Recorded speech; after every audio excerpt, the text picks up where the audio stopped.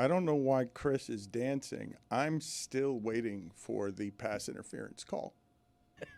Hand fighting. I think a commissioner's going to announce something. There's going to be an appellate court like that. You guys think this is over? This is not over. It doesn't get to end that way. Mutual combat. It's wild. So we're going to be watching ESPN, and then all of a sudden a yellow flag is going to I expect it to be breaking Get news up. Wait, during wait a the second. show. No, I expect during the show for there to be breaking news sounder, just like yesterday with McDaniel, and it to just be, and just they've declared because they can, because this is all for made for TV entertainment, that the flag should have been thrown, and we're going to go play it again on Wednesday to see if we could change the result of that game because we like Trinidad Chambliss, and that's a fun story.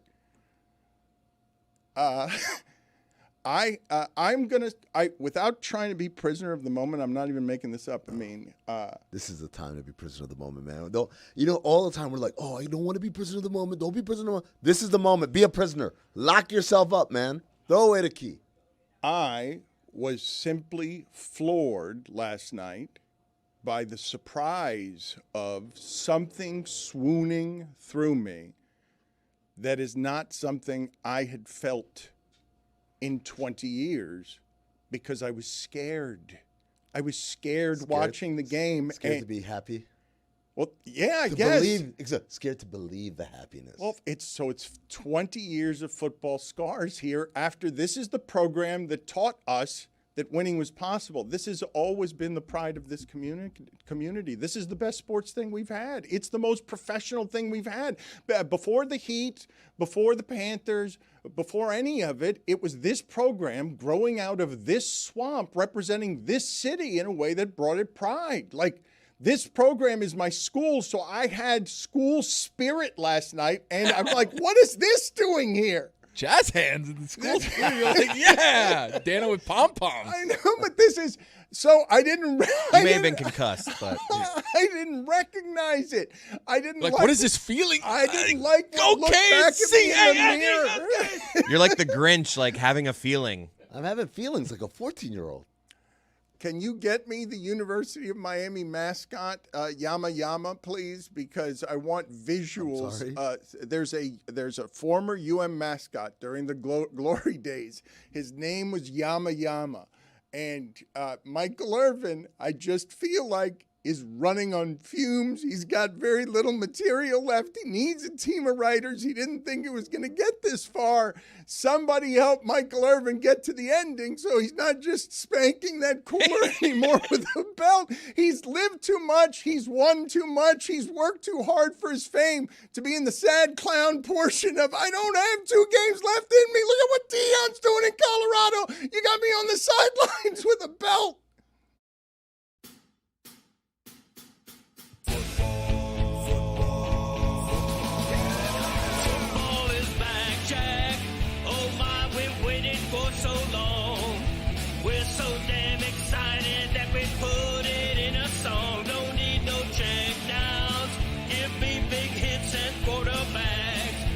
Fantasy team from falling off the track. Football is back, Jack. Whether on the ground or through the air, when the chips are down and you throw a prayer, when your team is primed and on the hunt, it's 4th and 10, you refuse to punt. When the shoulder pads and helmets crack, that's how you know that football is back, Jack. Let me hear you say, football is back, Jack. This high is wild and out of control, and we're gonna ride it every week till we reach the Super Bowl. Don't need no check downs. Give me big hits and quarterbacks. If you say this game's the best, I'll say it's a gag. Football is back, Jack. Football is back, Jack. Football is back.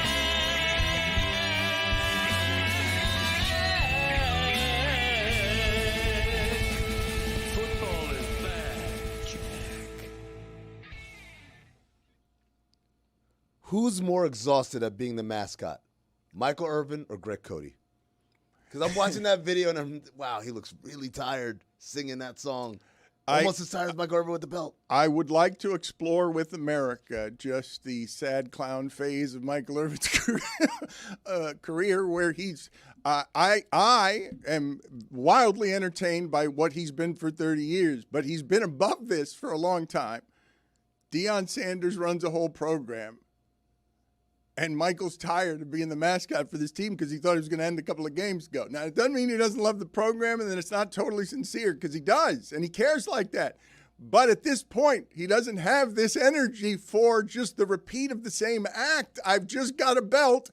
It's cameras following me everywhere. Stop following me. I've always wanted you. This is too much. This is too many. Quit making me perform for you. He didn't have anything special last night. Nothing new. Like, we should I want to relive this. He's I want to 60 see. years Let's see if he old, brought any advancements in the bit. No, but he's an older person. He's tired. He's 60. He's been doing this for 35 years. He's been fame relevant for 35 years.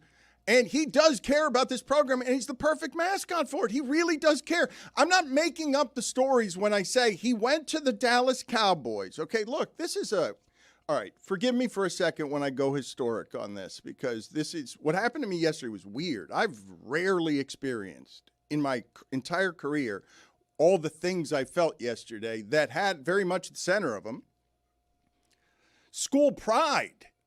Love how you say it that way. Well, but it's just like how many things are there in the world that you have a relationship with that is prideful? That is because you invested a bunch of time in that school and money, and it invested in you by birthing our entire careers here, because that program taught me to love sports, taught me to care about sports. And the only other time I felt like last night was when Jimmy Johnson lost with a clearly superior team against Penn State because he wouldn't stop throwing the football. And Jimmy Johnson, it's the worst regret he has, but his greatest allegiance, Jimmy's, wasn't to the champions in Dallas. Michael's isn't to the champions in Dallas.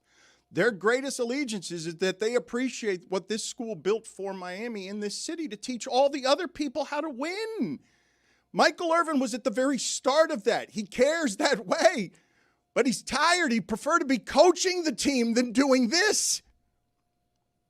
You guys do understand that, right? Like, that this is Deion Sanders and Michael Irvin were fighting for the very same things 40 years of Florida football. It's the top of the food chain. It's crazy. It's best athletes you've ever seen keeping themselves famous for 40 years because it was Deion coming out of a limousine at Florida State. This is as good as sports can feel right here. And this team and this program is the one that helped us make it feel it. Like, helped us understand what that would feel like.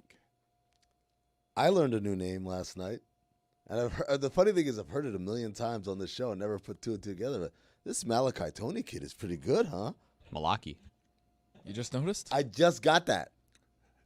You've heard the Malaki I sound? didn't know what that was. I thought he was saying malarkey, but he kind of misspoke. And I was like, oh, okay. You didn't realize that Greg Cody's expertise about Malachi Tony, who did like some wizard, you've got to make that a catch just on general principle because he was able to do that. Like, you've got to you've got to keep the ruling if that was a catch, and don't talk to me about the heel just on general artist principle. Toe went down first. Come on, what are we doing here? Come on. We all did the thing last night. I'm at my house with my wife, and she's like, whoa, what? It wasn't a catch. It ended up being out, but she the replay, what a catch. I'm like, kid's 18 years old. Should be a senior in high school. Dwayne Wade won an NBA championship with the Heat before he was born.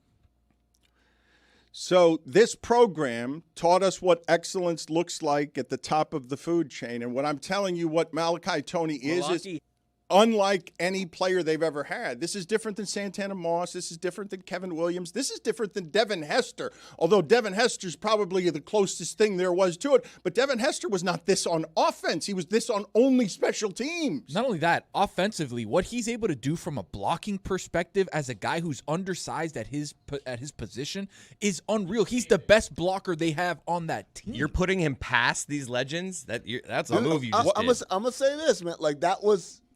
Tony, that was a play where he blocked for Fletcher, and I was like, he's 18 and he's doing that? Like, set the edge on a forget about linebacker. the physicality as an 18-year-old to do that. The desire for someone who's that talented to say, no, I'm going to mix it up, I'm going to block. Football IQ. That's special. Okay, but if you agree with the history and understand the history of Florida, right, and just how it is that athletes in this state have ruled football and made it matter and been a source of pride to the nation. And it begins in Miami and with the recruitment of Miami and kids like this, where you're like, okay, that sport requires its players to stay in school for several years because they don't have the man enough of a body to do the violence in the adult world. What do you mean a freshman is putting up numbers there that everyone knows the ball's going to him and you can't do much of anything about it, and he's jumping 10 feet in the air and is clearly an athlete that's being feared by all the other athletes, even though he doesn't look physically like he's very big. And he's got braces. And he looks and he looks young. He looks young out there, except he's an electric power current, and you're watching in that game. So let's go over some of the details of last night's game because it was the flukiest thing. Miami was clearly better than Ole Miss, like just clearly and obviously better. And Trinidad, James, everyone enjoyed the idea of him possibly coming back, and that fourth quarter was wild, wild fun. And then Carson Peck at the end won Miami a game in a different way than they won the other two because they bought an expensive quarterback so that they could beat you a lot of different ways when the games came and the opponents were different. Can we just talk about their decision to trust Carson Beck there? When they had enough time, everyone was like in the group chat, like they should be running the ball here, and they just put the ball in Carson's hands, and he responded. The caretaking duties that Carson Beck, I don't know if you guys have read about some of the humanity to this, because the recruiter for Miami was quoted and interviewed that Carson Beck was a broken human being, that was quoted as saying, I've never seen such a broken human being. Oh, Mike said that? Angry, mad at the world, lacking confidence as Carson Beck, and not wanting to come back to college because of whatever the experience was of being 18, 19 with a world of pressure on you. But what you just saw last night was 7 years of college experience. Like, that guy's been playing professional football for a while. His record, he's got 41 of those games, okay? He's won, 36 of them, and 16 of the wins are against ranked teams. Like, he's played in a bunch of these. We've made a professional quarterback a little bit faster than we used to make them, and he's being paid like he's the professional quarterback at the top of that food chain. You saw what Lane Kiffin did with Ryan Clark in the pivot yesterday, right? Did you guys see that? That's not a new clip, but yes, it resurfaced. He did it when he was still with Ole Miss. That's right. And Lane Kiffin was bragging, look at what I did to that kid. When you look at storylines in college sports and the business of it, the business of it that's been fairly shocking the last 5 years, so shocked that you are that Lane Kiffin would laugh. What does Carson Beck know? These people, these adults, can ravage these kids in the pursuit of these things. Like, Carson Beck was a young man and had his psyche challenged by what this sport requires. And in the biggest moment last night, when they needed him to be the most expensive player, he was. And while running the football when he could have gotten sacked, when all of us were saying, Mario, why are you throwing here? Are you lunatic? A sack? You want to get an interception? Like, why would you just not hand the ball off? It's the most common and easiest thing. I was like, Mario, no. The championship game is when you do this, so we can have the greatest hit. Close. It was exactly what Chris predicted. I cannot believe that Carson Beck had the wisdom to scamper to his left when he was sacked. If he decided to just roll out a little more to his right, he's sacked and it's a disaster. And you're looking at, why did they throw the ball there? Especially when a couple plays before and a drive before, he had the pressure to the right side, and he had Marion running completely butt naked wide open on a crosser. If he just steps up and throws it to him, it's a touchdown there. So it was like the complete opposite. Learned from it, said, I'm going to run out this way and score a touchdown. The play was to Tony, because all the plays are to Tony, because you know that Tony is. I thought he had Tony. Like, there was a window for Tony, I thought. But they wore that Mississippi defense down, man. And that prime They had example. the ball for 45 minutes. Ole Miss tackles. But prime example would be on that Beck touchdown, because that defensive tackle just collapsed. I heard get up. I heard the 5 seconds. The Joe Zagacki call that. The guy who I don't know, like the guy with Joe Zagacki DBJ yells in the thing. Go right. And he doesn't go right, he goes left, because it was that's crazy that you hear the guy telling him to go right. How disrespectful are you of Miami royalty that you just did The that guy to with the them. guy with Joe Don Bailey Zagacki? Like, TBJ. Chris Cody, how are you a journalist and sitting next to your father and you don't know the legends in this market? He said his initials. I don't even know Tony knew until Roy said What it. are you Dude. He was offended behind you. I I was at him. sickened by that. Look, Tony, Tony. I saw Josh Darrow on the sidelines. Tony is Miami to its core, and what we're headed toward here is the most Miami-Cuban championship. Tony is such a huge Indiana fan today. Like Fernando Mendoza against Mario Cristobal, this is two generations of very different Cubans. And Mario Cristobal would chew the face off of. Rabid dog, Dan. Of the Cuban Fernando Mendoza's birth after him. Cristobal, look, man, Cristobal's crazy.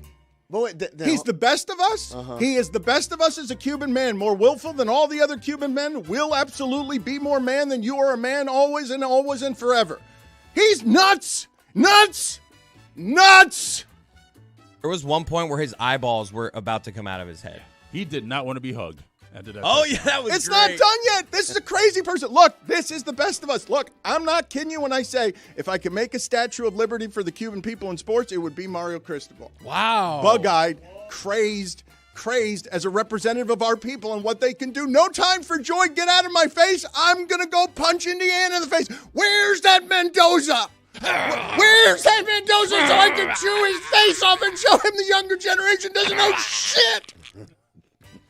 Dan, we're on the precipice of the most Cuban campeonato ever. They were In doing any sport. cafecito before the game yesterday. That's something they've been doing for a long time, which is a beautiful thing. I think everybody needs to get a little extra juice, right? That's what people aren't realizing. If you get the Cuban coffee right before the game starts, you have an unfair. You got a PED. PED, yeah. Absolutely. We've You've got been a PED saying this. situation. You don't have to go poop?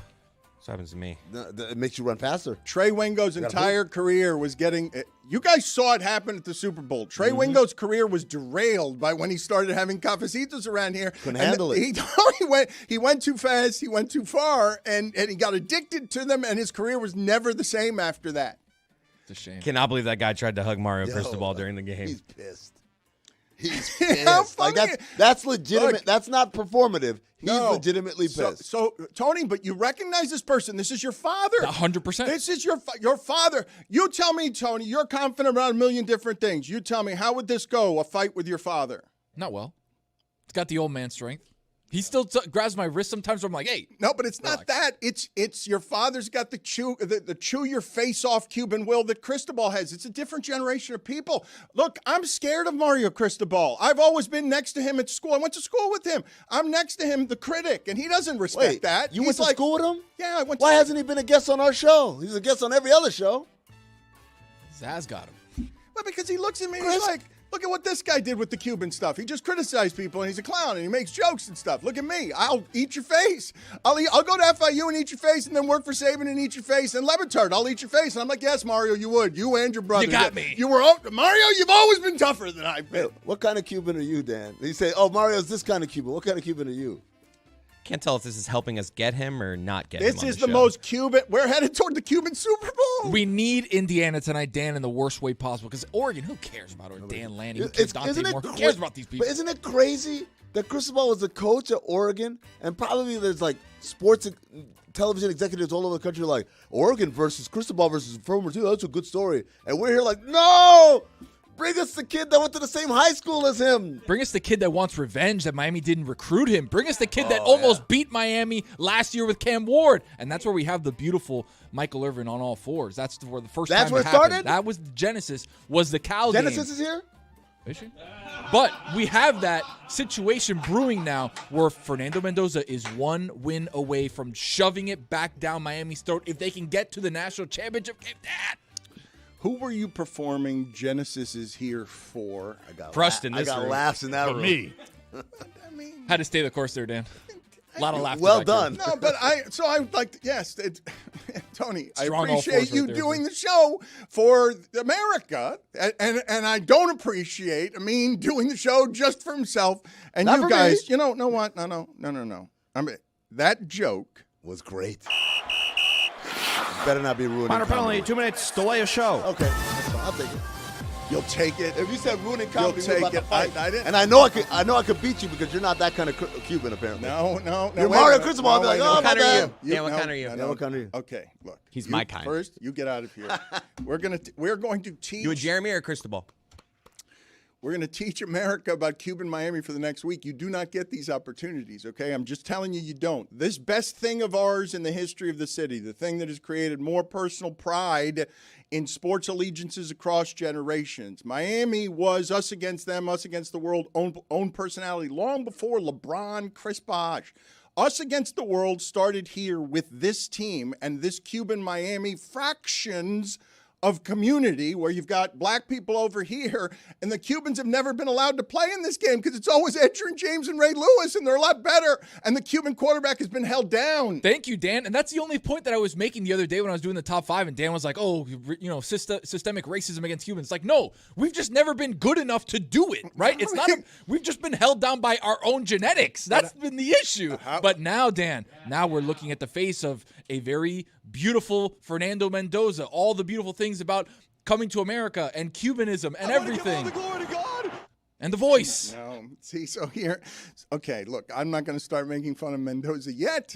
I don't want to be. No, they cruel. haven't won yet. That's why they haven't won You're yet. right. Once they win, No, but you're a big. his ass is grass, Dan. I want to give all the glory to God. And I like him respectfully, okay? He's like, it would be a cousin of mine. But his ass is grass if they win. I am having a hard time remembering while I'm watching this game, okay, because it was funny to me to not notice within myself that over 25 years of doing this with all of its labors, the sports fan in you in some ways would have to be so hidden all the time that these guys have made fun of me for years about whether or not a fist pumped in a bar because Udonis Haslem dunked in a Heat game against the Bulls when everyone in Miami was scared that MVP Derrick Rose was going to be able to knock off 3 Heat players who had made our city matter the way Miami made it matter a long time ago with a more dangerous team, a more interesting team.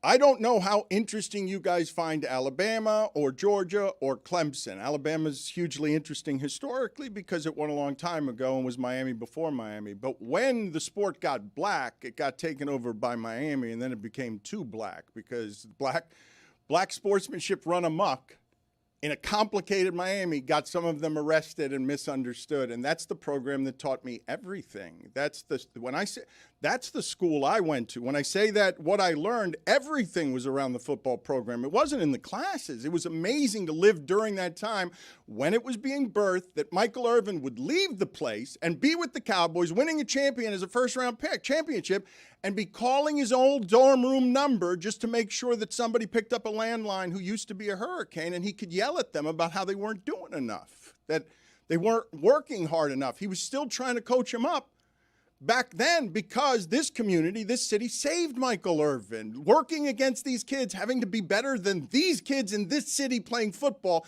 the most rabid place to play football, whatever you think Texas is. It ain't what Pahokee is where they just burn the sugarcane fields and rabbits come out and the kids go out there to eat because they got to chase the rabbits. That's a thing here. The way football is played here, Michael Irvin defeated and conquered all of it. And when it got to Deion Sanders at FSU, he conquered that too. And they took college football from Bobby Bowden and from the state of Florida, and that's when it mattered. And for 20 years, it hasn't mattered. None of it's mattered. So last night, I get ransacked. I'm legitimately surprised at how much I care and how frustrated I'm getting by I have not watched a game like this since Jimmy Johnson wouldn't stop throwing against Penn State in this Fiesta Bowl in '86 because he was too stubborn to admit my team is so much better than this one that I'm going to find myself in a position when I'm watching that game last night. So many penalties, so much incompetence dropping footballs, so much curse all over the field where I'm witnessing this team is clearly better than Mississippi. They did the stats on this. In 20 years, there's never been, college or pro, a game that has that kind of time of possession, going forward on 3rd down and 4th down, making it always, and a team, being in the position Miami was in yesterday. Yeah, the actual stat right here. Only FBS team or NFL team in the last 2 decades to hold the ball for 40-plus minutes, amass over 400 yards of offense, convert 10 third downs, convert multiple 4th downs, and have 4 drives of 13 or more plays all in the same game, regular season or postseason. And they barely won? Bums. Well, so in the analysis, Dropped 4 interceptions. In the analysis of this, yes, 4 interceptions by 6 players. It was 4 interceptions dropped by 6 players. That's an actual stat. It's 6 players had dropped 4 interceptions. And both hands 19 hands there. It's crazy. Both hands on all the interceptions. I want to know how many hands touched the ball now. So let's do this. The reason I guess 12. Balls. Louis Riddick has watched a lot of football. He's like, I've never seen this. I've never seen a game where there are this many dropped interceptions. And then such weird false starts from the offense after no penalties against Ohio State. It was just weird. If I had said to you the game that was played by Miami had been coached by that disaster center that is the coaching carousel at Mississippi, you would have said, yes, that's what a team looks like when it's poorly coached. That Miami did everything to lose that game. Every single thing to lose that game. You had Malachi, 18-year-old, like number 73, made 2 bad false starts, and he literally had his head down. An 18-year-old Malachi Toney in the huddle physically lifting his head. Oh, but the thing we forget, they're learning how to play football. And I know that's pressurized and all of that stuff, but a guy does 2 false starts in 5, like 2 false starts in 5 plays when everyone is watching what's happening out there. And it's not like Miami didn't come in with the game plan of absolutely knowing, we're going to maul these guys up front, right? It's going to be 2nd 3 all game because they're just not going to be able to keep up with this physically. If that's the game plan and you're screwing it up, and everyone's watching on television, it's the most pressurized game you've ever played. And I know he's a big dude. You're a kid in there, man. Those are kids trying to learn how to play football in the middle of that. Now we're paying them more than we ever have. So Inez Cooper has those 2 false starts. But remember, listen to what Jeremy said. They had the ball for 45 minutes. Like, he's there down, and they're running the ball, and they're pushing that line for so much that at a certain point, Cooper's like, I got nothing left. I'm falling back here. I can't hold myself. It had so many penalties. It really is rare to see 4 dropped interceptions. You never win that game, though, Dan. Like, when you have all those Y'all penalties. felt it, right? That they were going to lose. Of course, 100%, because you can't give four interceptions away and then I was not doing show content. What's funny about some of this stupidity is that Zaslow's joining us now from the Peach Bowl, because when it is you think of the most Cuban Super Bowl ever played, you see that face, Zaslow's. And hey, guys. I'm glad that reading light is still on. Whatever. What? Wait a minute. So, can you turn it off? Do you know how to turn it off? It's very bright. You got to read. And I'm going to do this to you again. Okay. Minor penalty, 2 minutes, delay a show. Just like Inez Cooper. Reading light commentary. He wants to do his own thing today. Every day. Yeah, well, yes, every day. But I need your help today because it's a big day in Miami history, and we got the basketball guy here and old Georgia Tech breath. Like now it's time for big boy football that Miami's always played and Georgia Tech never has. Miami's won the championships. Look, you know how close Miami is to like 10 championships, if not for a bounce, and 2 if Florida State can make a couple of field goals. Like the entire history of this sport over the last 50 years runs through this city, through this program. And when I tell you it's the greatest professional pride in sports we've ever had in this market, Zaslow will not dispute that. I don't believe, even though he's a Panther head and he's a Heat guy, but this even predates you. He's a Gator.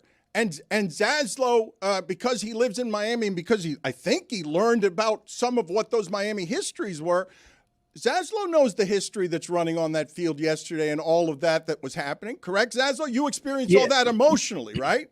Yeah, it's why, like, when people ask, you went to University of Florida, how are you a Canes fan? You don't understand. Like, the Canes they're treated like a professional team. It's a small private school. Like, no one went there who roots for the team. And when I was growing up, we had 2 teams. We had the Dolphins and the Miami Hurricanes. And the earliest of my childhood memories are my father taking me to the Orange Bowl. So obviously, I'm not going to stop being a Miami Hurricanes fan just because I went to the University of Florida. And last night, it's as exciting a win of my life because, I mean, the 4th national championship the Canes won in 1991, I was only 10 years old, all right? And when they won the title in 2001, I mean, they killed Nebraska. It's like there was no drama, but like the only other game that I could remember where I felt this way, it was back in '91, and I was at the Orange Bowl, and the Canes beat Notre Dame. It was number 1 versus number 2, and the Canes ended up winning the national championship because of it. But last night, that was like as great an experience watching the Miami Hurricanes I've ever had in my life. Guys, I have breaking news from a source, a highly placed source, saying that Zaz is a fake-ass Florida fan, that he actively roots for UM over Florida despite him being an alum, that he went to that UM-Florida game earlier this season and rooted for the Canes over his Gators. You, sir, are a fraud, and we cannot trust your word on anything, because if you will betray your people, then how can we ever trust that you won't betray us? My people are Miami. I grew up in South Florida. These are my people. Miami, South Florida is my people, all right? You don't need a spy, to tell you the truth. I'm sitting here telling you, yes, I was rooting for the Hurricanes because guess what? That's best for business. That's best for business. And the Miami Hurricanes now, they're in the national championship, all right? So guess what? Business is a booming. Just like Udonis Haslem. That's right. He went to Florida. You got a problem with Udonis Haslem, Zaslow, would you be willing over the course of the next week to have a Cuban makeover given over by Tony? I think. Wow. I think Tony, Jeremy need to teach you how to be Cuban. Who? Tony and Jeremy. What does Jeremy know? I'm Cuban. Cuban B. What is yeah, but I want to be more like the Tony Cuban, less of the Jeremy Cuban. Well, but here's what's happening. This is what we have to teach South Florida, because I don't think South Florida understands this particular part of what we're talking about, different Cubans. One of them is Cristobal. Tony doesn't want to fight his dad. My dad is some of this. It is, what do you mean you're going to take our freedom? Fuck off. We're going to be better at sports than everyone. And while my people are, we were doctors on that island and it was lovely. And then communism took over and we came over here and had to be plumbers. And, we will absolutely eat your face with our will. Yeah. My father pushed me to the brink of hell so we would get good at things. I am a coward compared to whatever Cristobal had going on in his family. Because I'm telling you, Mario is the least crazy of the two. His older brother was crazier than that. His older brother was crazier than that, and that is not what Fernando Mendoza is. It's what he was raised by, it's what he was raised by, but it's not what he became. What'd he become? Jeremy. I want to give all the glory to God. He became a Jeremy Cuban. Am I wrong, Tony? Jeremy, go do a Venn diagram of Cubans. Okay, I'll explain it. Let me go out there and I'll explain You're not to wrong, the, though, Dan. to the class. You're not wrong. Like, he's more Americanized, and that's fine. Like, it is what it is, right? Like, you come from a lineage of people that left the island, they came over here, they worked really hard, they became successful, and then the next generation became successful, and now you're in the successful situation. And sometimes when it comes to sports, it's very difficult for those kids that come from successful situations to give more and to be more. And now we see Fernando Mendoza rise to the top, who can have a Heisman Trophy, a national championship, presumed, and maybe be the number 1 pick. Like, that's a very small class. If I can just sort of explain the Cuban ethos briefly to you, for those of you who just love the beloved Papi, and he was a workhorse, he is a workhorse. Like, helped me till the very end of his tired career. My father helped birth 2 artists in a community like where it's important for us to create, because they wanted to give us freedom. We had careers as artists, and it's because my father's an animal. He's an animal for work. He's an animal for work, and he is built of the same cloth that whatever it is that Cristobal and his brother are built at. And they're always been, and they always will be, tougher than me and my father, because my father would tell you at any turn, better to live as a coward than die a hero. And I'm telling you, my father's an animal. Like, he helped raise 2 artists, like 2 people who work in the arts, I should say, made careers in the arts. So to answer my question earlier, you're a Fernando Mendoza. A little bit. Yeah. I'm closer to Jeremy. I'm interested to see where Dan falls in this. I'm a little bit closer to Jeremy than I am to Tony, and I don't think Cristobal respects it. That's why we can't get him on the show. It should be me interviewing Mario instead of you. Is that what I'll it pitch is? that. Yes, for sure. Cristobal and Sedano are best buddies because Sedano, where's he? They're the same kind of Cuban. Jeremy, put Sedano on there too. Cristobal is best buddies with everybody who does a show here, other than us. It is kind of weird, No, don't you think? I'm telling you why it is. You guys need to go get Sedano to coach you guys up, Zaslow included. Oh, we need help on how to appeal to I Mario. need help. I need help on how to be. Look, if you're asking me how to be as Cuban as Cristobal, I will tell you I am not. I had it easier than he did because my dad probably wasn't quite the animal his dad was. You're saying his dad wasn't saying it's better to die a coward or live a coward than die a hero? I am telling you that that Mario Cristobal doesn't respect. You need to go to Cuban boot camp. Maybe Tony will bring you there. Mario Cristobal like that does idea. not respect me, and I don't blame him. I don't blame him because he looks at me. He's like, "Oh, you're the critic. Do you realize that I was fighting people like Cortez Kennedy and stuff, like biting their knees, and you're going to come out to practice and write about it?" And plus, you're a big guy, Dan. He probably saw you and be like, this guy can get on the offensive line. What are we doing here? So Russell Maryland and Jimmy Jones. Okay, and Dan Le Batard. Starting guard. I don't even blame him. He's like, you just got in the way. You were writing about how Leonard Conley was stealing from other teammates. And you were the snitch journalist who was around the program and made his career off this program. Like, legitimately, that school taught me everything, and it wasn't in the classrooms. It was these ridiculous teams that I remember that. that taught all of us. Zaz, I'm not wrong, right, when I say that the University of Miami has always been the standard for what professional sports winning is in this excellence is in this city.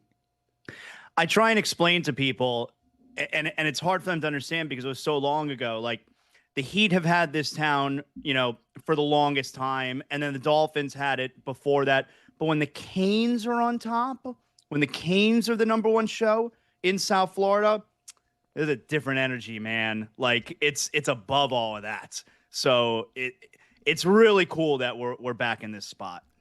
Isn't it just because they're on top right now? Yes, for sure. Like, if the Heat, Yeah, but yes. if the Heat go out and get like whatever Giannis, and then they rip off like 4 in a row, we're gonna talk about, oh, you know what, man? Like, But that's- it's a different energy when the Heat are on top. this is why people could rightly accuse anyone in Miami of front running because most people do not care the way Mike Ryan does, and he cares almost as much as Cristobal, as he told you this week. You know how much I care, Dan. If you think I care the most, no, Cristobal cares more than I do. Breaking. He's traveling with the team. He's spending money with the team. I felt good for Mike last night. I will be honest. Well, and nervous for him late in the game. Of course, because you were so clearly, that would have been so heartbreaking to But there lose. are times where I'm like just looking for content and like maybe this I got out of content and I was just like I kind of just want Mike to be happy. One of I those, did. One of those interceptions where the first guy didn't catch it and then the second guy didn't catch it. Oh. I was like, oh, this would be great if Well, this was the reason why they don't win Late in the game, I was when Mario's like deciding on whether to call that timeout with like 25. I was just like, oh, he could screw this up. Yeah. But he didn't.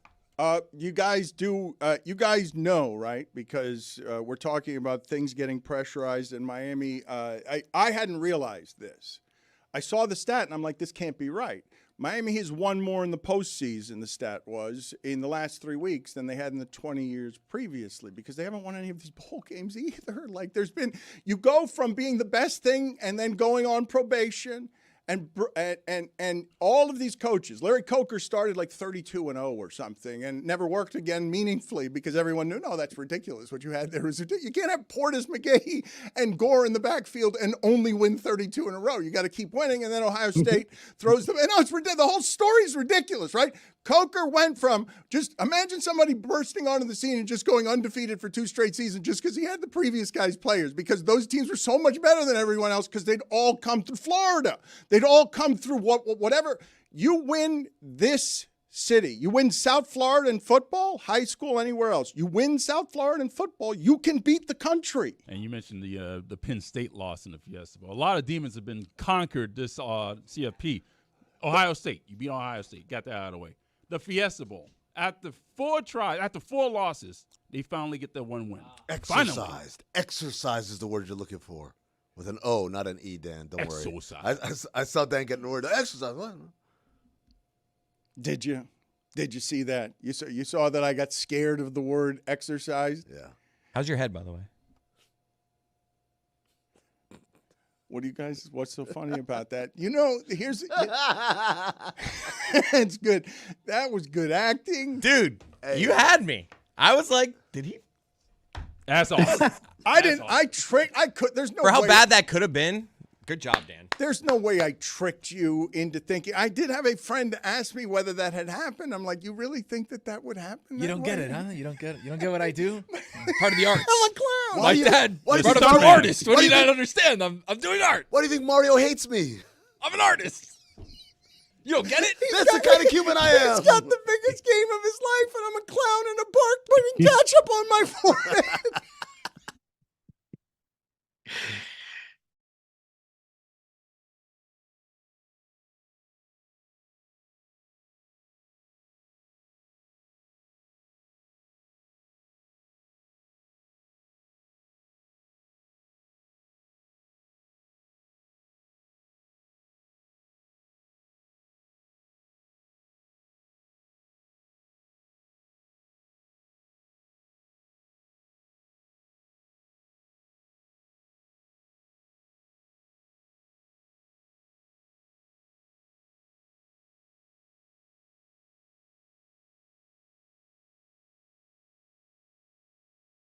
And here's some Shakespeare, as All right. done by the Dan Le Batard Show with Stugotz. We've stolen the exclamation point officially from Get Up. It's put after the word show.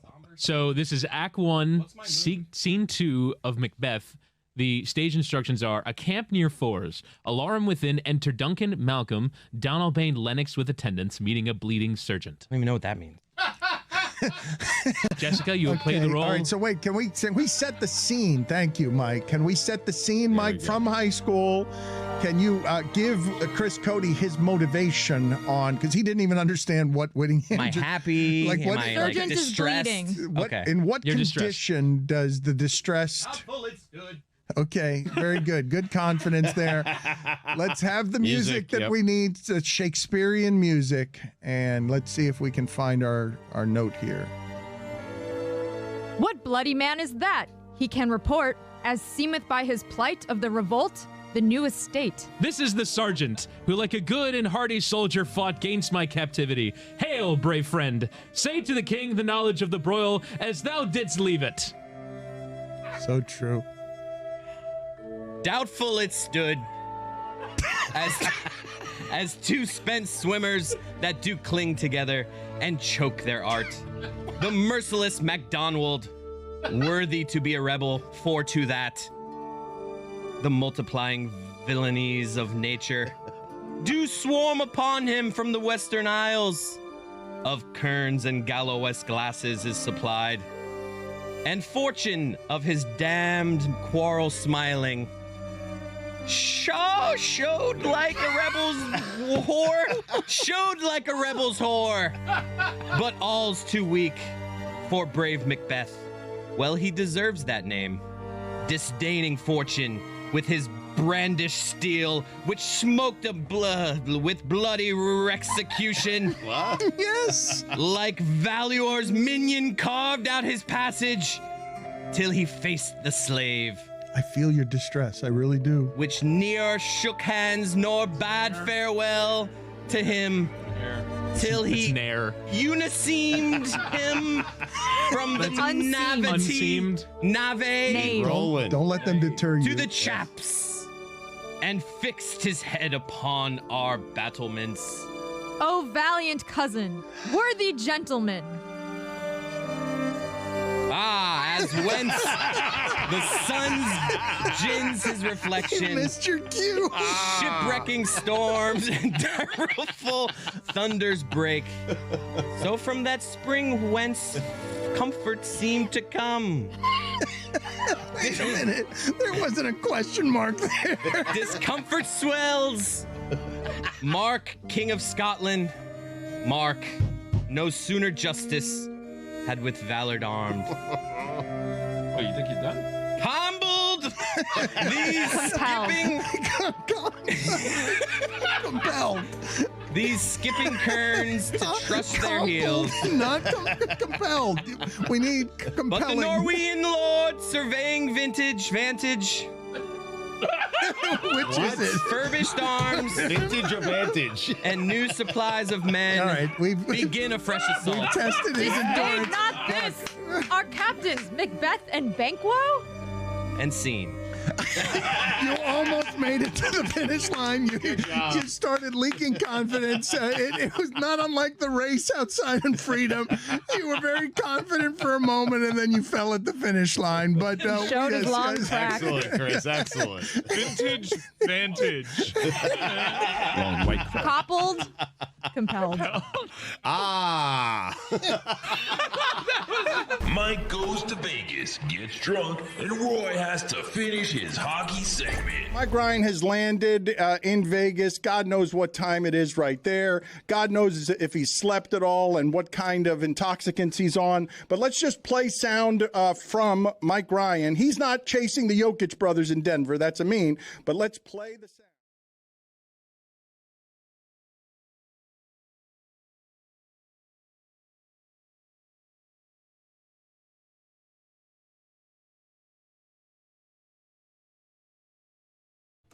This episode of the Dan Le Batard Show is presented by DraftKings. DraftKings. The crown is yours. I cannot remember the last time I was as scared around sports. It had to have been heat related. It had to have been at the beginning of whatever that was.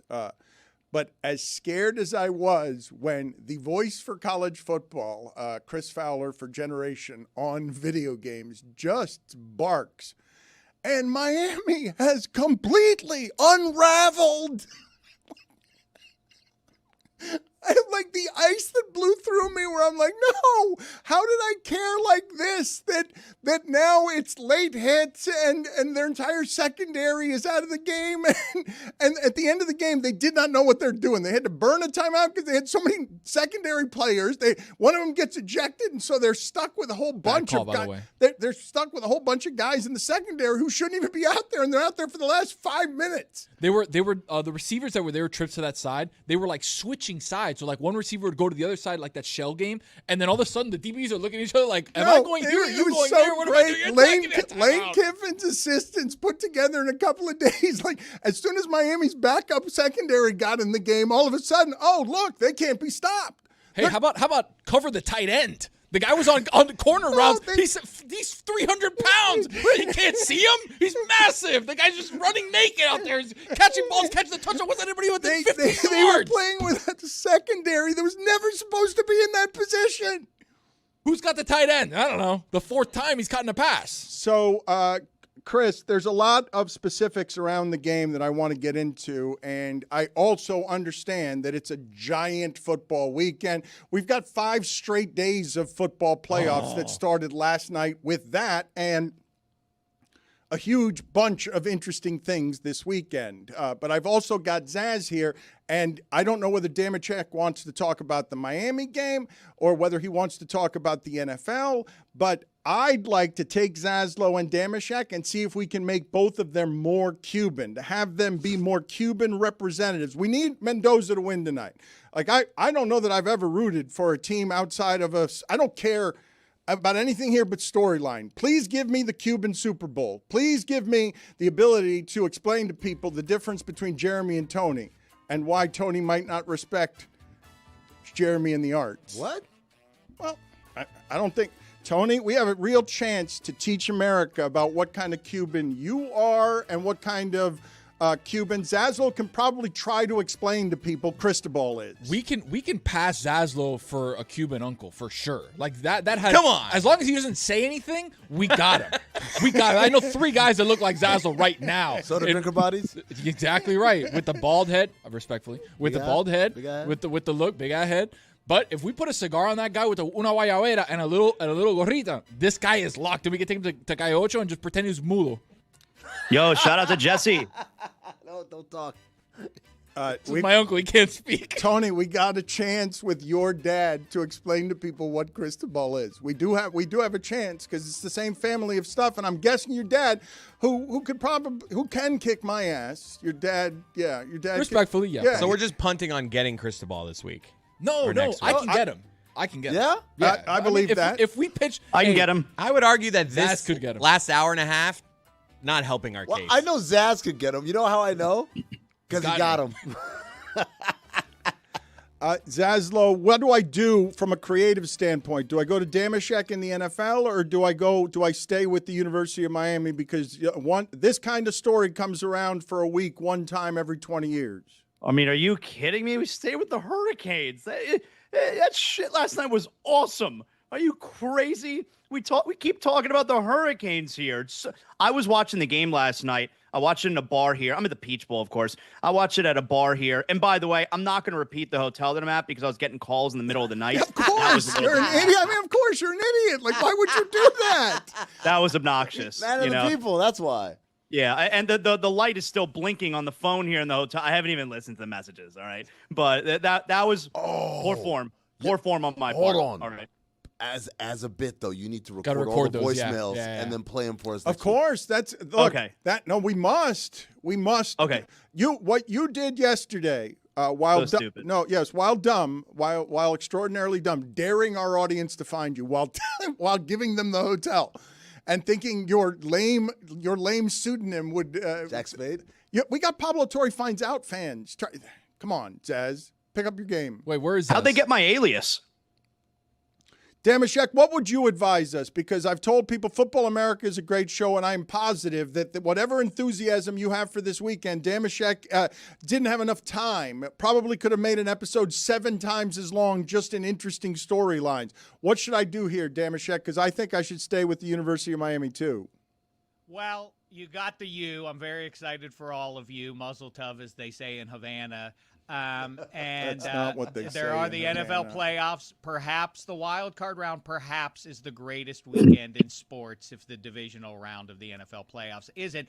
Option C, we could talk about the red-hot Pittsburgh Penguins. 6 straight. Look out, the Wales Conference Finals is coming. Florida Panthers, Pittsburgh Penguins.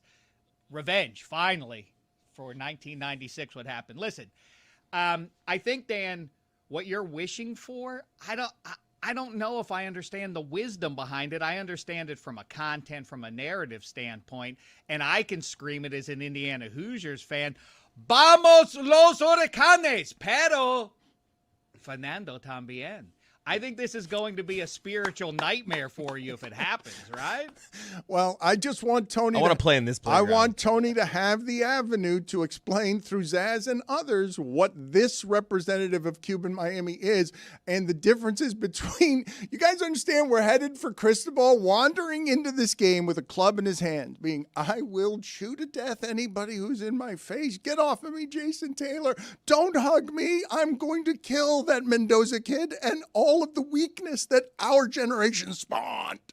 You kind of nailed it. There it is right there. No, but Mendoza doesn't know shit about winning football at this level. I was fighting Cortez Kennedy at the knees. Does Fernando Mendoza know who Cortez Kennedy is? He's a big hardo and all that is Cristobal. It's good and fun stuff. I just think that, everybody is seeing The Incredibles, right? I know Zaz has with his little ones. And, the bad guy, the bad kid, Wait, the Zaz, have toe-headed kid. Hold on, Dave. Zaz, have you seen The Incredibles? You know I have. I'm a big movie guy. No, you're not a big movie guy. That's why I had to stop Dave Damashek in the middle of his speech. Well, you're stopping that everyone movie- at odd turns today. If justice were served, that would have won the Oscar for Best Picture in the year it was released. It's dynamite stuff. Either way, the bad guy in it says, when everyone is super, no one is. And as far as that goes, Miami residents who love football and love the U and are Cuban and want to root for Fernando Mendoza are not allowed. I am laying it down right now. You choose one or the other. When everyone is super, no one is. You do not win in either situation. Put your marker down here and now. Are you with the U or are you with Fernando? Choose. Everyone is Cuban. No one is. That's what he's saying. Basically, yeah, I guess so. Let's go out to You know what it is? It's you know what it is? I can't believe the UV2 TU. The UV2. Can you explain to me what it is that you just reacted to right there? Is UV2 to you?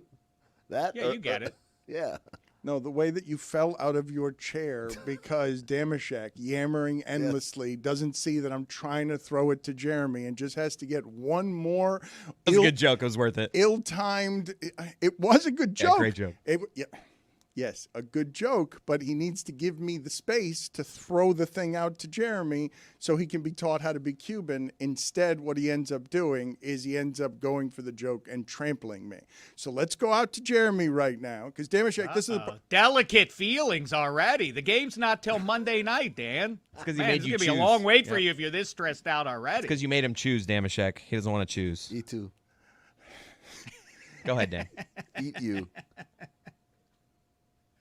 Jeremy, what are you doing out there, and what do we need to learn about what you're doing out there? So, Dan, I've created a Venn diagram here, as we Cubans love to do, explaining the different types of Cubans. So over here on one side, you have folks like Mario Cristobal, Alex Mirabal, Tony, Pipo, Poppy, Lewis. That's one type of Cuban, one type of Cuban representation. Then over here, Dan, it's Fernando Mendoza. It's you. Yeah. And it's me and my brother who are over here. This is also where every Cuban who actually goes to the University of Miami would go. And these are the Cubans who don't go to the University of Miami. But what you have in the middle, I don't like the way he said that, are the people who can play both sides. Jorge Sedano would be over here. Yes. But George Hollywood Sedano, he's over here with me and you. Mike Ryan, when he talks about NASCAR, over here with me and you. But when he's talking UM football, Mike Ruiz. over on this side. Yeah. And Marco Rubio, I mean, that guy plays both sides.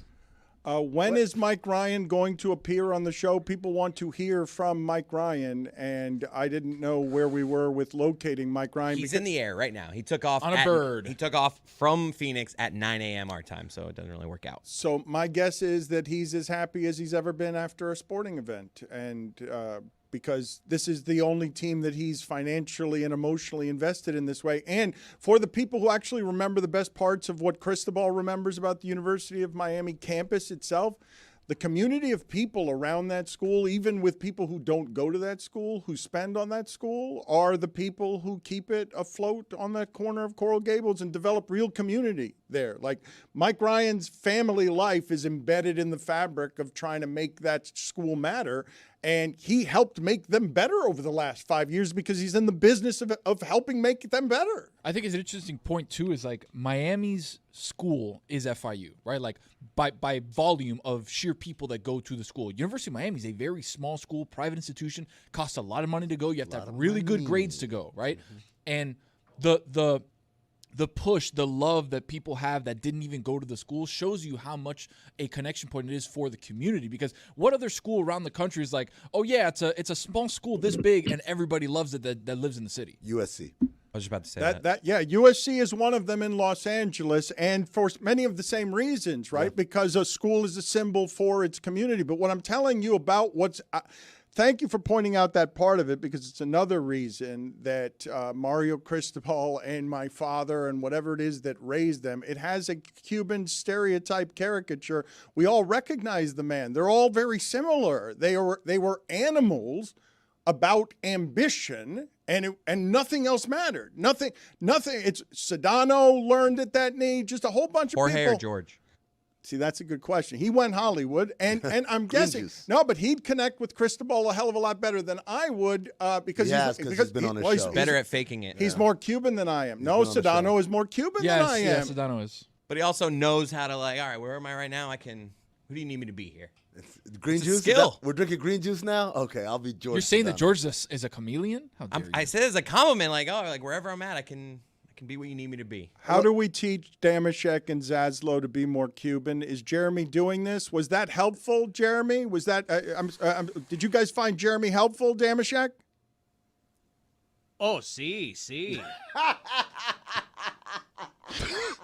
I don't know yet about Damashek. I don't know what he's doing. I'm on to him, though. I like it. I'm on to him, though. You could totally pass for Cuban.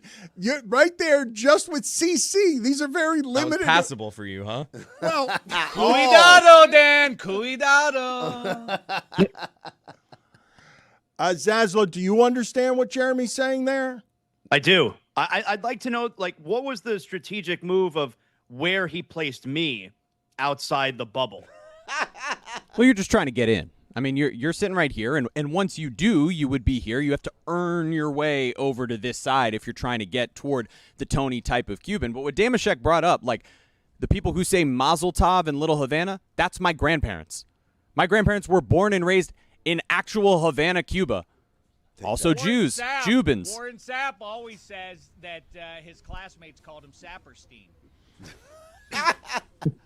How did I get in? I'm in the bubble right there. Honorary Cuban. Yeah, Tony made sure that you were there. I've bestowed that upon you. Thank you. Times, yeah. How did Amin get in there? Because Tony wanted him there. Lots of picadillo. Okay, so you just No raisins in mine. He loves No the raisins Kendall in mine. Flames. Breakfast Wait a long? minute. How He much? loves the Kendall Flames. Then he's bestowed an honorary Cuban, kind of like an honorary doctorate. We gave Amin. I talked to the congregation. We gave Amin honorary Cuban. Not only honorary Cuban, but on the good side, not on the Exactly. Cristobal side, Good not on the artist side. Good side. I think Exactly it's right. great from an outsider's perspective, something I was not particularly steeped in, but now am listening to you guys and experiencing all of you. The three-headed monster of Florida college football and the rise of the trio of teams at about the same time. I know that that Florida State was maybe a tick ahead of the U and Florida's bounce back and all of that. I love listening to you guys talk about the rooting interests and all of that. I don't think football America at large is as tuned into it. And Zaz, I think what you express is exactly what, obviously that exists regionally. I grew up in Pittsburgh. A lot of people go to Penn State and how you root Pitt v. Penn State. When it comes down to it, I've always said, people ask me as a Pitt lover and IU grad, who would you root for in the Final Four between those two? And I've said, it's not an intellectual choice. I have to be in the moment, and my heart and gut will tell me what the answer is to that. If the U and the Gators played in a big spot, you think you would go U over your alma mater? Yeah, I would because again, like best for business. I mean, That's I'm for on. business. What kind of talk This is guy's that? Cuban. This guy's starting to get Cuban right there. No one is listening to Zaslow Show 2.0 to hear about the Florida Gators. They're listening to hear about Miami Hurricanes. So if the Hurricanes are successful, Dave, that's best for business. Yeah, but what Dan's touching on is that's the heart of it. I would go Pitt even over my alma mater because of the roots that go back to my old man and going to the games with my old man in Pitt Stadium and all of that kind of stuff. That outstrips my listen decade at Indiana University where I listen loved it and still love it. And listen, all my pals are at the Peach Bowl with you as we speak. Listen, Poppy, I hear what you're saying. Cuidado, Zaz. Cuidado, you too. I guess we know what side. Watch out, and you? I slipped up. All right. Again, these are my two Cuban uncles. They're both mute. They can't speak. This is so good, though, Tony. So there's a pig out back, okay? Okay. Yo estoy caliente. Tony, Keep cooking, Dave. Let's put it in your backyard, okay? I don't know if you did pigs out back or not. I got one of my favorite highlights was bringing Kornheiser's bus came through into a very small Cuban neighborhood to be in the backyard of one of those pig roasts. The uncles who are 14 beers in and they had too much to drink as they started at 11 a.m. and aren't saying anything. They're just standing there. They look like Zaz. Yeah. 100%. Like Zaz can pass. If we put Zaz again in una guayabera and we put him on with like a little straw hat and a cigar with like loafers but with socks on, dude, that guy can stand by like a hachina and not say a word and be completely in. Did you go to high school with Cuban kids? Were you playing basketball against Cuban kids? Zaz? You must have learned more about this than Stugotz ever did.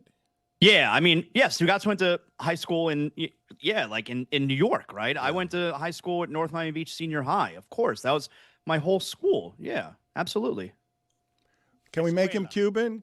Cazuela? No. Is that what he said? I have guaraberas in the Zaslow Mansion closet. I have. Say that again. I think there's an update. Jeremy is updating his board out there. Yeah, Zaslow's been moved into the literal right side of things. Right in the middle of it? Yeah, no, I mean, look, we heard what he had to say. If he's all about business there, he's been removed from the outside looking in over here on the left with me and Dan, and he's been moved to the proper side where he deserves to be. Does that mean Damashek is over there with you and Dan? I mean, I think Zamashek's on the other side of the board at the moment, but he'll get over there. He's working hard.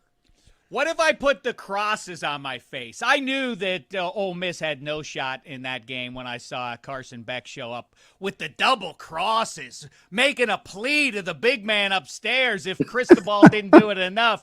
Now, listen, I saw Chambliss also before the big play. Imagine, I find that a little disconcerting if I were the head coach, if I were calling in the play. The whole season comes down to this one, and the QB has time and is lucid enough about his faith that he takes a beat to you and me, big guy. All right, let's run the play. If not now, when? Damashek is the most important play of the game. I guess so. Yeah, Damashek's on our side. Maybe you do one Talk before about the playing game. both sides of it. What about Jesus? I mean, everybody's making their big ploy to him. Whose side was he on? I guess Miami is. Clearly the good guys. Right, I guess so. Put it on the poll. Is Jesus playing both sides? Way to go, Damashek. Way to go. All right? Like, honestly, I mean. He loves football. That's what's clear. So they keep talking to him. They keep asking. They keep thanking him for everything that happens. What are you alleging? What are you alleging? You allege that the analysis of that game, this young man who prays with his mother before games, that he would saddle up and say, all right, God, now we ride. Do you think that's presumptuous or that's that's faithful? That's faithful. I don't know what game Jesus is playing, but you saw Sunday Night Football. You saw Derrick Henry, another guy. He has the big cross. He's got lamp blacks on the big cross, but that's not enough. He also wears a cute little nose ring cross as well. Not enough to save the Baltimore Ravens and Tyler Loop making that kick. Why? Because Jesus blocked it. Why did he do that? I don't know. He works in mysterious ways, but he did, clearly. No. All right, put it on. That was quite the gust. Quite the gust of wind First there off, on that kick. Did Loop salute the big man upstairs? I didn't see it. Did he? All right, put it on the poll. I know his predecessor did a lot. Oh, boy. A lot. He wouldn't have missed that one. Put it on the poll. Put it on the poll. Did Jesus Christ block Loop's field goal to deny Derrick Henry the playoffs? Was it Jesus Christ blocking that? Chris, you're going to keep doing the blowing. You're making him Superman. Quite a gust. You're making Jesus have the breath of quite Superman. the gust. Jesus, according to Chris, is blowing it. In my mind, Jesus is running out there and just like swatting it like that old Stuart Scott commercial. With sandals on. Like an Angels in the Outfield, Yeah. Christopher Lloyd? No, not like literally on the field, like affecting the ball. No, like, yeah, I think about it playing like hacky sack with the Stuart baseball Scott in while that the Sports Center shortstop- commercial where he's playing with the little kids, and then he just swats it into the fifth row. Like that's I got Jesus doing that. He's like sprinting. He's got the robe. He's got sandals on, and then here comes the ball. Get that shit out of here. Robe and sandals. Yeah, So you have him dominating athletics in sandals. And then he does like the LeBron stomp. And then he How hits the good chest would 3 he times. be? You know what? Instead of Adam Schefter and everybody else who just pretends to know stuff in advance, why don't we get Jesus on a pregame? Oh my God, show? he'd be the best. Jesus. Oh, he'd be the terrific. prediction? You I know can what get a else, Jesus too? on the Cuban pregame can make show. that Twitter On account. the do that. pregame shows, they all wear cocktail hour Let's do that. attire, and so he'd fit in beautifully with his stylish. It's a mood. great idea. I listen. Jesus on the side with me and Yes. Dan. Jesus on the side with Tony. I do believe that we should absolutely be making the content of Jesus Christ color commentator and just seeing how it is that character breaks down. Studio sports. analyst. He'd also say That's- Mazel Tov in Havana. That's all right. So the issue that I have here, Damashek, and I can do a show for 7 hours today, okay? Because all of this is again. it's just crack. It's just crack. Football right now. The playoffs have started. Look, man. The University of Miami played Ole Miss in a game that mattered and felt like olden times as minor league football now leads us into Major League Football. 5 days of playoffs. You're going to get ransacked by important football over the next 5 days, and everything that was happening yesterday felt kind of professional except for how Miami was playing. Well, the other thing that kind of undermines it all, and I don't mean to steal from your excitement sincerely, I think it's great. I think the fan bases that are the most euphoric and the ones that I saw, if you're a Cleveland Browns fan or a Detroit Lions or whatever, and you've never gotten over the hump, that's a certain sort of angst. I think where you are, Dan, I've always associated you from a great distance from the You documentary. You are sort of one of the faces of that program during its rise and all of that. And the long wait out in the desert desert to return to being relevant is as sweet as it gets. I had a guy on my show, my old pal, who's a 49ers fan, and I always say, well, you're one of the halves. What are you complaining about the 49ers? You don't get to do that. He said, do you know if you're 40 or younger and a Niners fan, it's the greatest pain of all. We hear the stories, but we have no visceral attachment to any of those things. So to see it return, to come all the way back around, I completely get it. I assume, I know why you're over the moon about it, Dan. I think it's great stuff. But that being said, it's a little undermined by the fact that Ole Miss's coaching staff may or may not have shown up for the game. A little like, this is the greatest tournament ever. Like, I don't know, Oregon's entire backup secondary transferred midweek. So I don't know if the intensity is matched by the actual participants. If we're going to actually talk, Zaslow, because you're at the Peach Bowl and because we're doing these imperfect measurement systems to determine champions, like the asinine... Jesus isn't perfect? Excuse me. Oh, boy. Put that on a headline. Dan Le Batard. Jesus, not perfect. Put it on the poll. Who's going to be the character around here that plays Jesus Christ as the sports? Do you realize how funny that would be? Well, there's only one Jew in the room, so. Sitting next to Gronk as Jesus Christ having takes on the breakdowns of football. The University of Miami playing that football game last night, you're hearkening back to a time where the college stuff felt professional.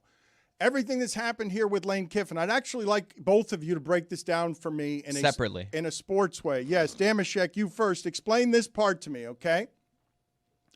If we're going to spend so much time talking about Lane Kiffin, his genius, how important he is, his play calling, and everything else, and if that game is going to be decided so that if pass interference had been called or gets called today, you wouldn't be surprised if Mississippi advanced because pass interference was called. If we're going to make Lane Kiffin a guy who's worth that much money, doesn't it stand to reason that everyone listening to this would understand that if Lane Kiffin was coaching that game, he would give you a advantage that would represent the result that is the difference between winning and losing when the game is that close? Like, what is Lane Kiffin worth if we can't say flatly he would have won that game because whatever the advantages were that he had, he would be able to win by one score because he's the great Lane Kiffin? Yo pienso que no, I'm sorry. I think that you're absolutely right, and that's sort of the Shakespearean tragedy of it. Much like his predecessor running down the Baton Rouge because he thought he couldn't win the big one at South Bend, and then Marcus Freeman got the Irish much closer to winning a national championship than Brian Kelly did. Lane Kiffin bails right on the eve of that team maybe winning the national championship. I completely agree with you. He had to be absolutely sick. I think that's a fun question. What was Lane Kiffin really rooting for? I don't think it's good. I don't think it's good if they win that question. Without him, right? That's a great question. It's a great question. Stefanski's biggest win with the Browns is, and you could say, well, they went into Pittsburgh and beat the Steelers in a playoff game. I mean, whoever thought that was possible as a Cleveland Browns fan, except people sometimes forget Stefanski had COVID and was literally in his Cleveland basement when that went on. Lane Kiffin watching this one, it's even worse. What's the answer to that? If they win it. Saz, what do you think the answer to both of those questions is? I think Lane Kiffin was the big winner last night. Like, who cares about Lane getting the bonuses, which LSU was going to pay, by the way. Every time Ole Miss wins, LSU pays Lane Kiffin money. Who cares about the bonuses? Lane Kiffin now gets to say, yeah, like, they couldn't win without me. I don't think he was rooting for them at all this postseason, so they couldn't win without him. It was a close game, and if they wind up winning a close game without him, then it's like, hey, why did we pay this guy all of this money to come over here?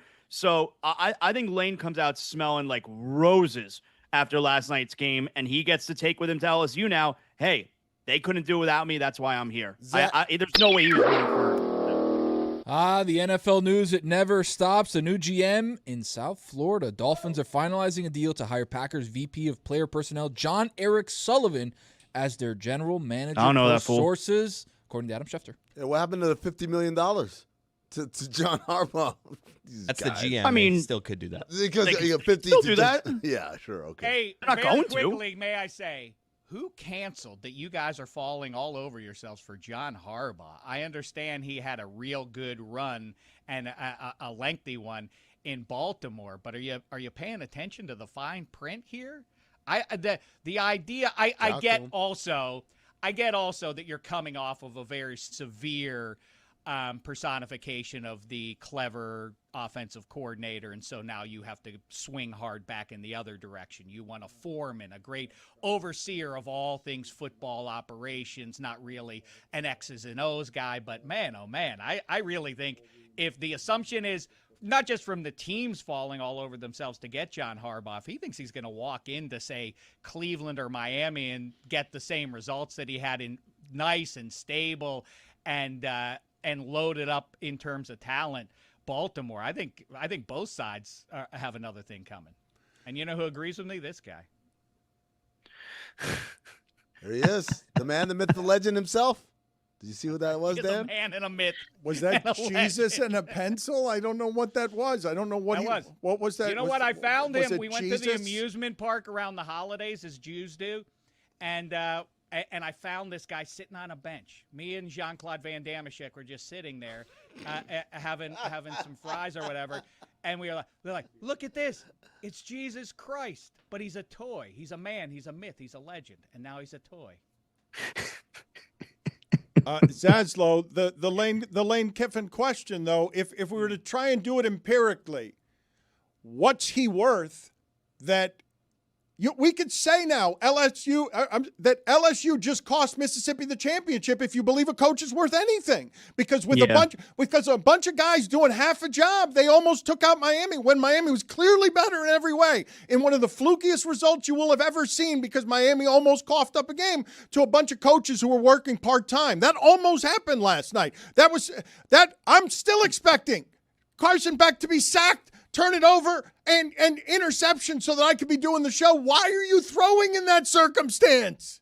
Yeah, that's the point right there. Is Ole Miss got dominated, and they were still in the lead late in the fourth quarter.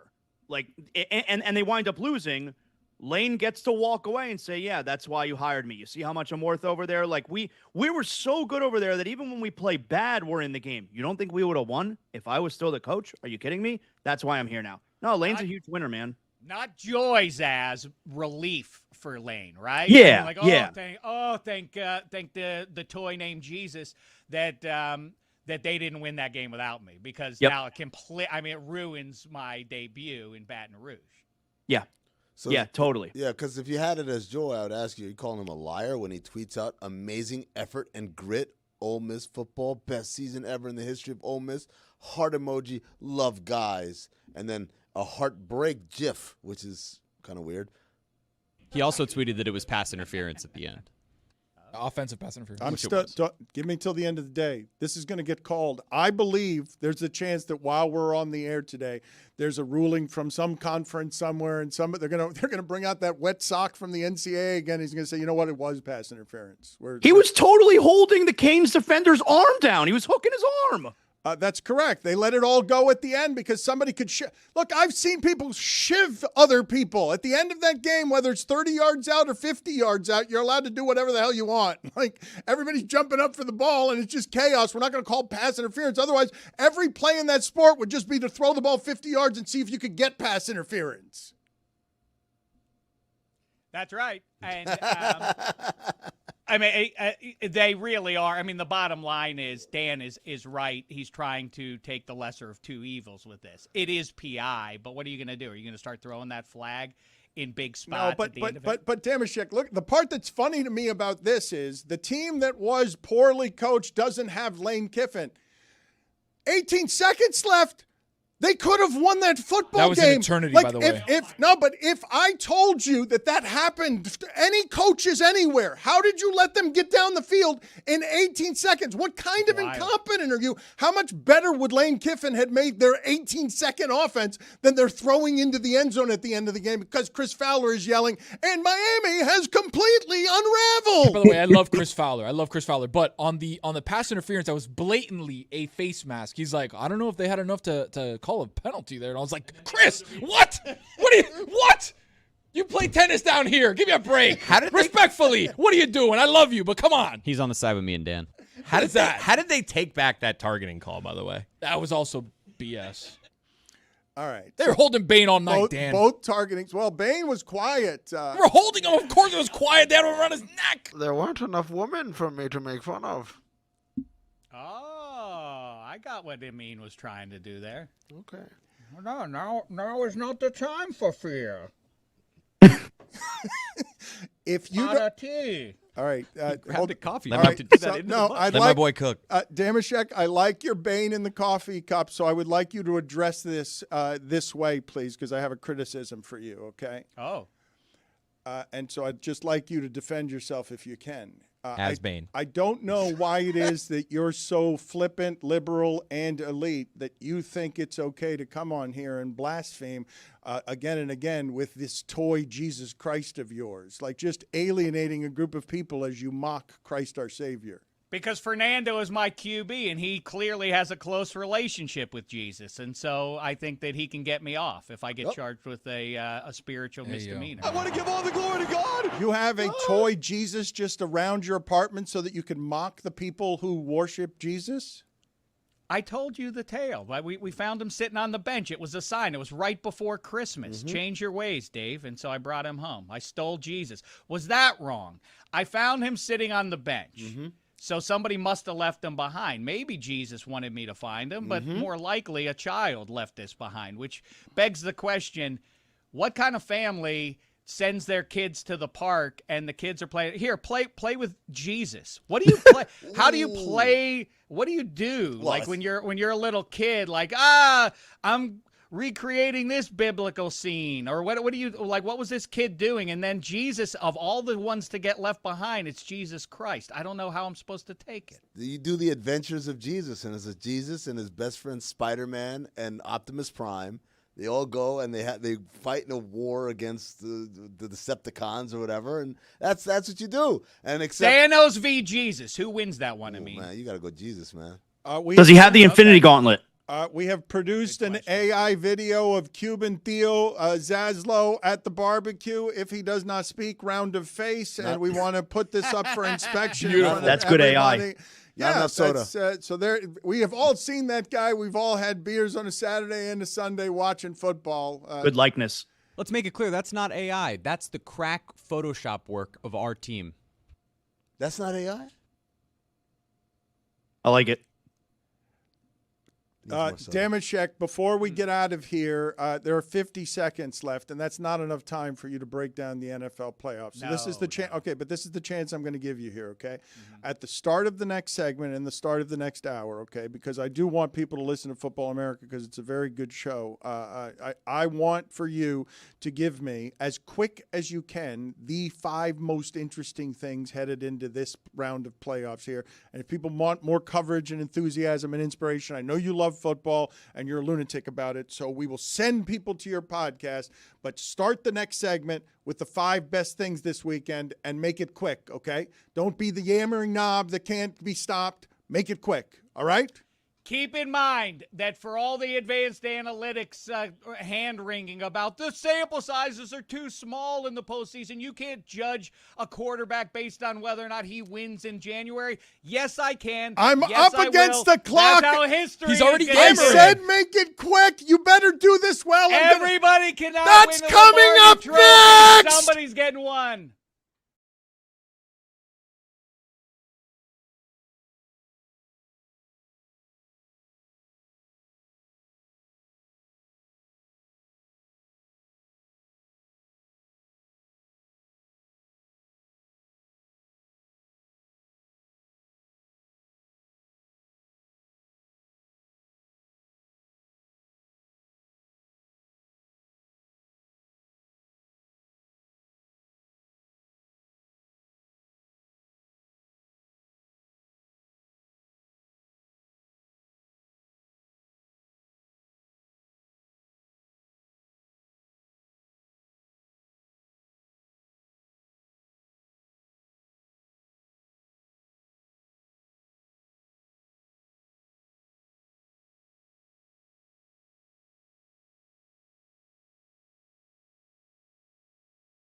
Vegas gets drunk, and Roy has to finish his hockey segment. Mike Ryan has landed in Vegas. God knows what time it is right there. God knows if he slept at all and what kind of intoxicants he's on. But let's just play sound from Mike Ryan. He's not chasing the Jokic brothers in Denver. That's a mean. But let's play the sound before we introduce Mike Ryan and his nice hat. I'm actually hearing, we're about to play this sound here. I'm actually hearing Mike Ryan is hopping in the Zoom. So, but let's play this video first to set it up. All right, is the video ready? Because a lot is happening around here this week. It's crazy. This is a careening clown car that is going to pinball all over the place, and I'm very scared we're going to get in trouble this week because it's hard to keep the lights on, and we shouldn't do any of this stuff live. Let's go ahead and go to Mike's initial report. Was it from the Vegas airport? Was it around slot machines? Where was he? Let's listen in. Howdy, folks. Just here in fabulous Las Vegas. Have a great time. Just landed. And it's going to create a lot of special content for all you guys out there. It's Sunday Fun Day. World is our oyster. And we're just getting going. Where's the Tropicana?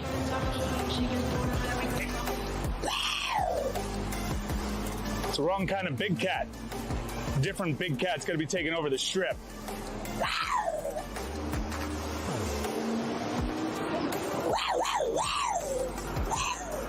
Let's get a drink. Welcome to the world famous Las Vegas Strip. As you can see behind me, man, my battery's dead. No, I have a. There's a battery store right in there. Battery store, right? There's a battery store right in there. I'll come back. Wait. Be right back.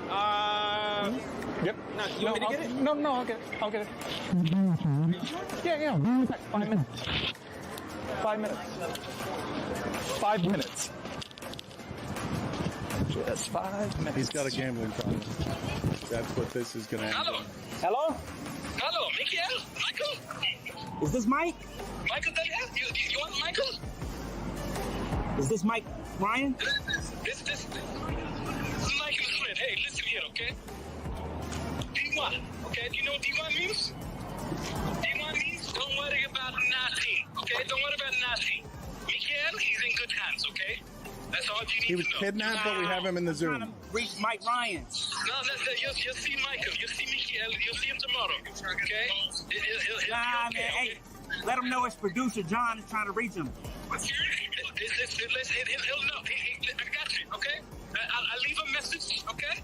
Get some Oscar, okay? Miguel, hello, okay? Unbelievable. Unbelievable. Samahani, okay? Go Panthers, go Panthers, go out. Meow. Take care, okay? Ciao. I mean, we sent Mike to Vegas on a Meadowlark account. I didn't know we had sent John Reed to Vegas on a Meadowlark account. Do we trust him enough to have him in Vegas? I don't know. That Gotta have a producer. I don't know about that one, Dan. Mike Ryan, thank you, Tony. I don't know why he's there on an account. Mike, are you sober? What time is it right now in Vegas? Oh, okay. They got to patch us through. Mike, you got us? Mike, are you there Okay, excellent work by you guys. Thank you. I appreciate that This you're is a them issue. Ready to go. Your concerns have been validated. But just look at him. I mean, holy shit. I didn't know he was going. I didn't.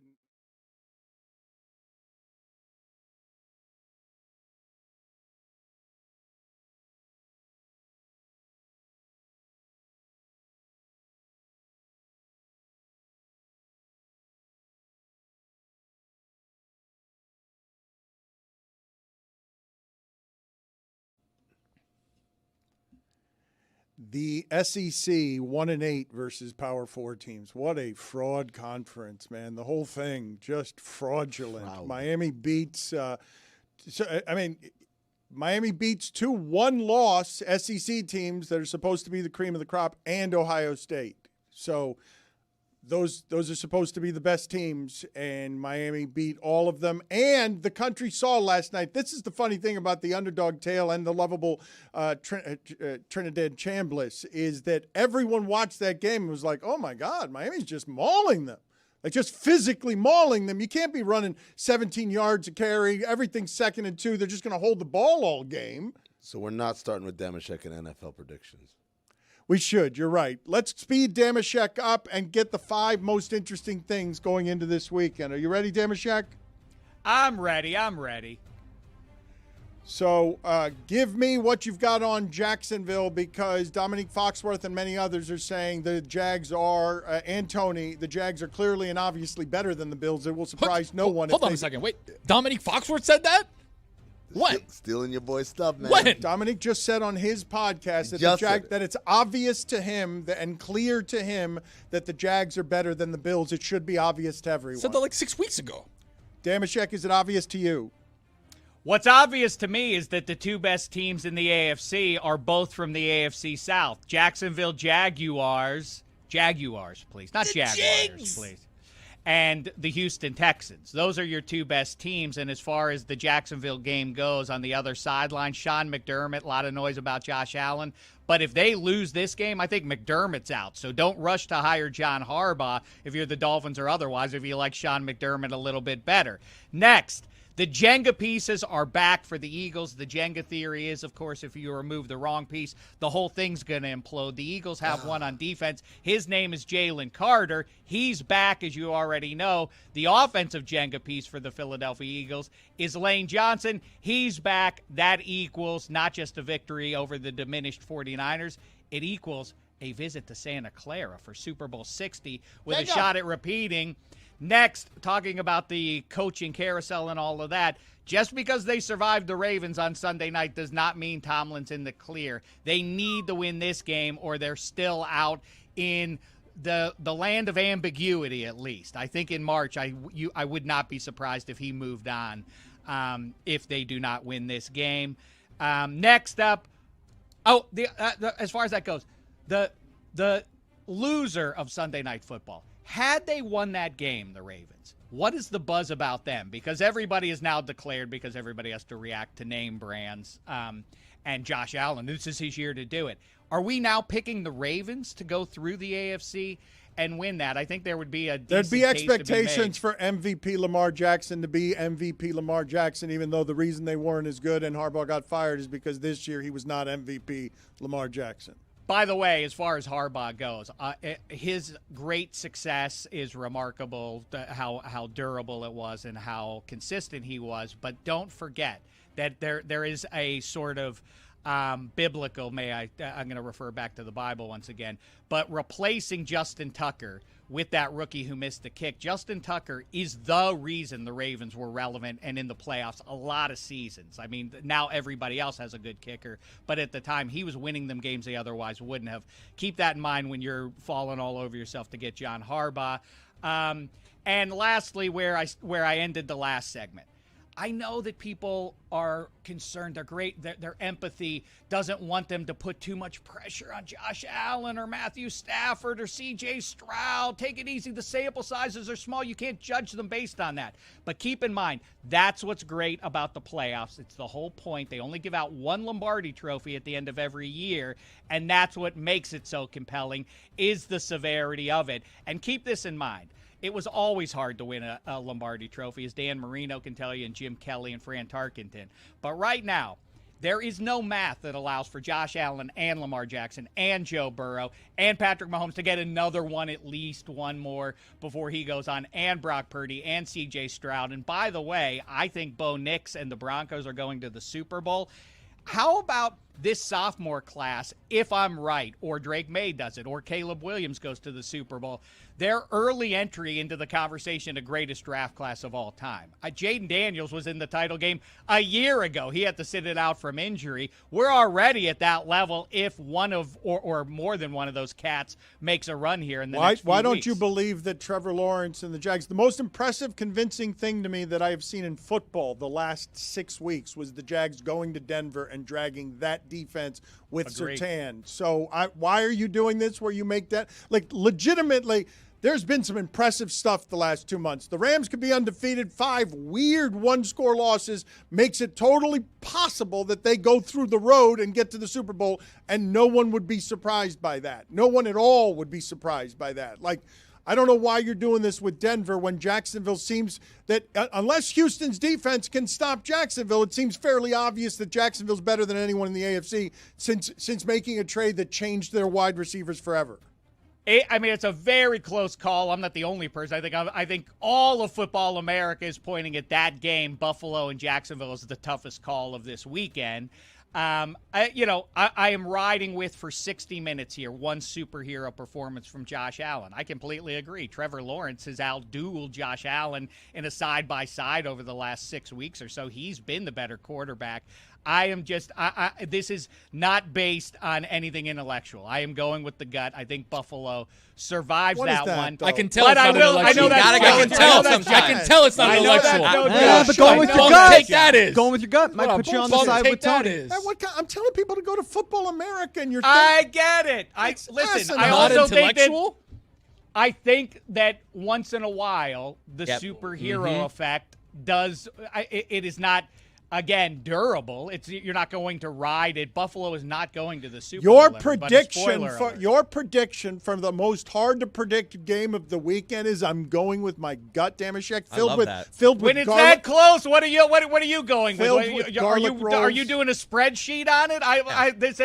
It's a very narrow call to make, and I am leaning with the known entity here, and I know I'm being a little bit of a hypocrite for a number of reasons. I also think that Jacksonville is one of those teams that America, for self-identifying football fans, a lot of people could not name more than 3 guys off that roster. Everybody knows Trevor Lawrence, and I think there is some there's some momentum Fred Taylor.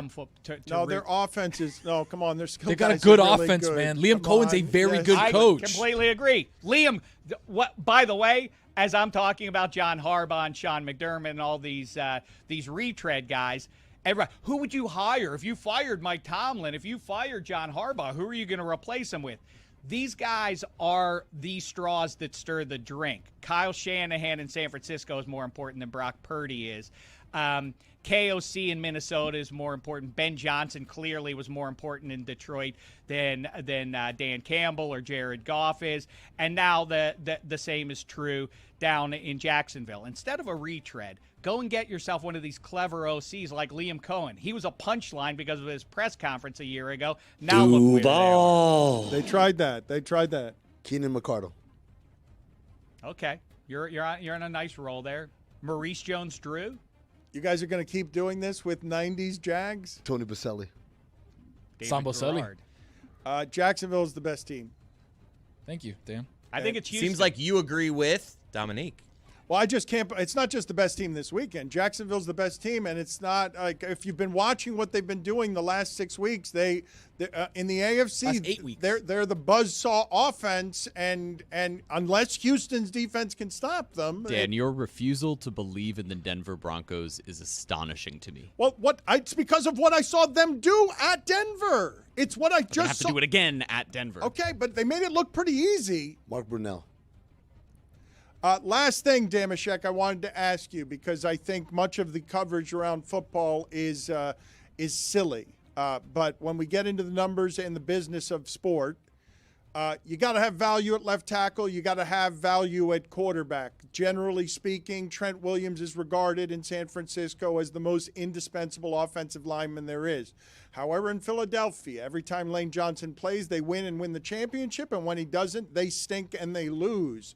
How is it that more people don't understand that Lane Johnson is a game-changing machine as much as A.J. Brown or any like if we're gonna make Jason Kelsey famous, how have we made this person's excellence not understood? The reason they win championships is when that guy plays right tackle, not left tackle. Tony Brackens. The other side of that is who was the kid the really tall white guy that they took who had was it Matt Jones? Matt Jones. His name? Yes. Wow, that brings me listen, back. 6'6" wide receiver. Got Dan, I think Coke, I think. I think the problem is that I find it the thing that I point to. There's a pretentious football fan is the person who starts to tell you about how good an offensive lineman is. Not most of us, most civilians cannot correctly identify a good offensive lineman versus a mediocre one. We can tell the bad ones because you can see the guys running by them. But beyond that, when people start letting you know about how good Tony Baselli was, you know that person is full of crap. They could not watch film and They could not watch film and tell you, oh, that guy's going to be great in the NFL. Look at that guy playing at Texas right now. He's a dominant left guard. You have no ability to articulate or to identify who's good or merely okay at what they're doing. That being said, I completely agree with you about Lane Johnson. Look at the results. I think that you will see at the end of this weekend, if there is anyone who isn't aware of Lane Johnson's effect, I suspect that they will learn it based on Saquon Barkley and company having a day against the San Francisco 49ers, like I say, diminished rush defense. I also think right tackle, Daniel Jeremiah and I have talked about this a lot over the years, name drop. Left tackle is important, but if you're right-handed, if you're not Mark Brunell or enough. Dave Damashek throwing with the left mid. The music's over. That's enough. Thank you. That's it. Once we've gotten to Daniel, that, 20 more minutes. You've run 20 out of more material. minutes, and then that's it. By the way, I said Paul for the Dolphins was good week 3, so don't say that I can't. Football I can't see America. talent. Football America is the name of the I can podcast. say things too, Chris Cody. He doesn't make them accurate. I can just throw out a bunch of crap about how great that offensive lineman is. You and your toy Jesus get out of here. If people want more coverage, they could find you on Football America. Thank you. Josh. Oh, we got a beauty coming for you today. Yes, it's a lot of fun what is approaching with these playoffs. I did want to – I actually wanted to, and we couldn't get to it because he talks too much. I wanted to find what would be the historical comp for – what do you mean there's an offensive lineman out there who wanders the earth and they win championships, and the champions always win in tough guy Philadelphia when he's tougher than everyone else at offensive line play, so good at it that he's a right tackle who everyone in football knows is whatever Trent Williams is as a left tackle? What's the historical comp for a human being who's running through football that way? And shouldn't that be the guy who has to block Max Crosby successfully? Should that not be the guy who is the guy who gets to be the king of football? More than Patrick Mahomes or anyone else. The guy who every time Jason Kelsey's famous because he was one of the 5 guys on that line, but all the other 4 guys on that line go, no, that's the guy who's the biggest of the gorillas. Give me the historical comp for an offensive lineman that gives off of that. I don't have one. I believe this person should be a lot more famous than he is. I believe the idea of somebody being a mauling right tackle is a mauling right tackle who wins championships because the Chiefs are not physically strong enough to deal with whatever that thing is. Because we talked to Lane Johnson, he laughed. He's like, yeah, I needed a babysitter for a while because of the performance enhancers. There's rage control, impulse control issues. There's a person playing for the Philadelphia Eagles, the champions, who makes Saquon Barkley a lot better, who every time he plays, Damashek and everyone else is saying, yeah, the Eagles win the championships. You've been talking about it all year, but they're going to go back to being the thing that has 5 cement mixers and just chews up offense. And what's so weird about why does Jalen Hurts have so many 3-and-outs? Oh, because Lane Johnson's not playing. Is there a better first name for an offensive lineman than Lane? You create lanes. I was thinking about this the other day with Gainwell. That's a good name for a running back. I'm like, is it the best name for a running back? And then I'm like, no, Chase Brown is, because he's telling you from the back of his uniform the verb you have to do to catch it. Yeah, Chase this Brown. Guy's a writer. Chase Brown. Come on, those are both great. Gainwell's easy. Chase Brown is for a running back name. Chase Brown is great. In terms of first names, though, for an offensive lineman, Lane. Crazy that he's the most important lane in football. Lane Kiffin isn't even the most important lane in football. Damashek, since he's still there, can you answer my can you answer my question? What's the historic comp? Why is he still here? I love it. Give me the historic comp for Lane Johnson, because I don't have it in the room here.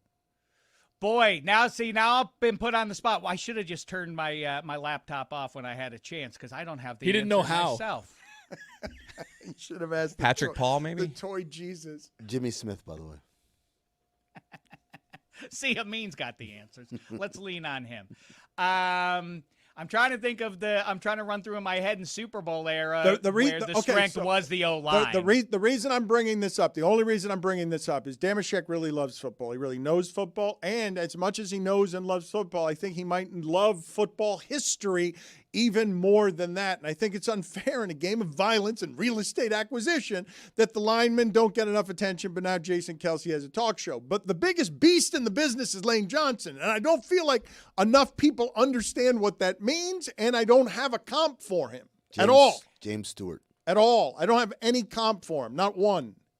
Natrone Means. Oh, that's a good name. There's one for you, Amin. That's a good name. Dan, I completely hear you, but do you hear my point that I think we are detached from it? We can't really.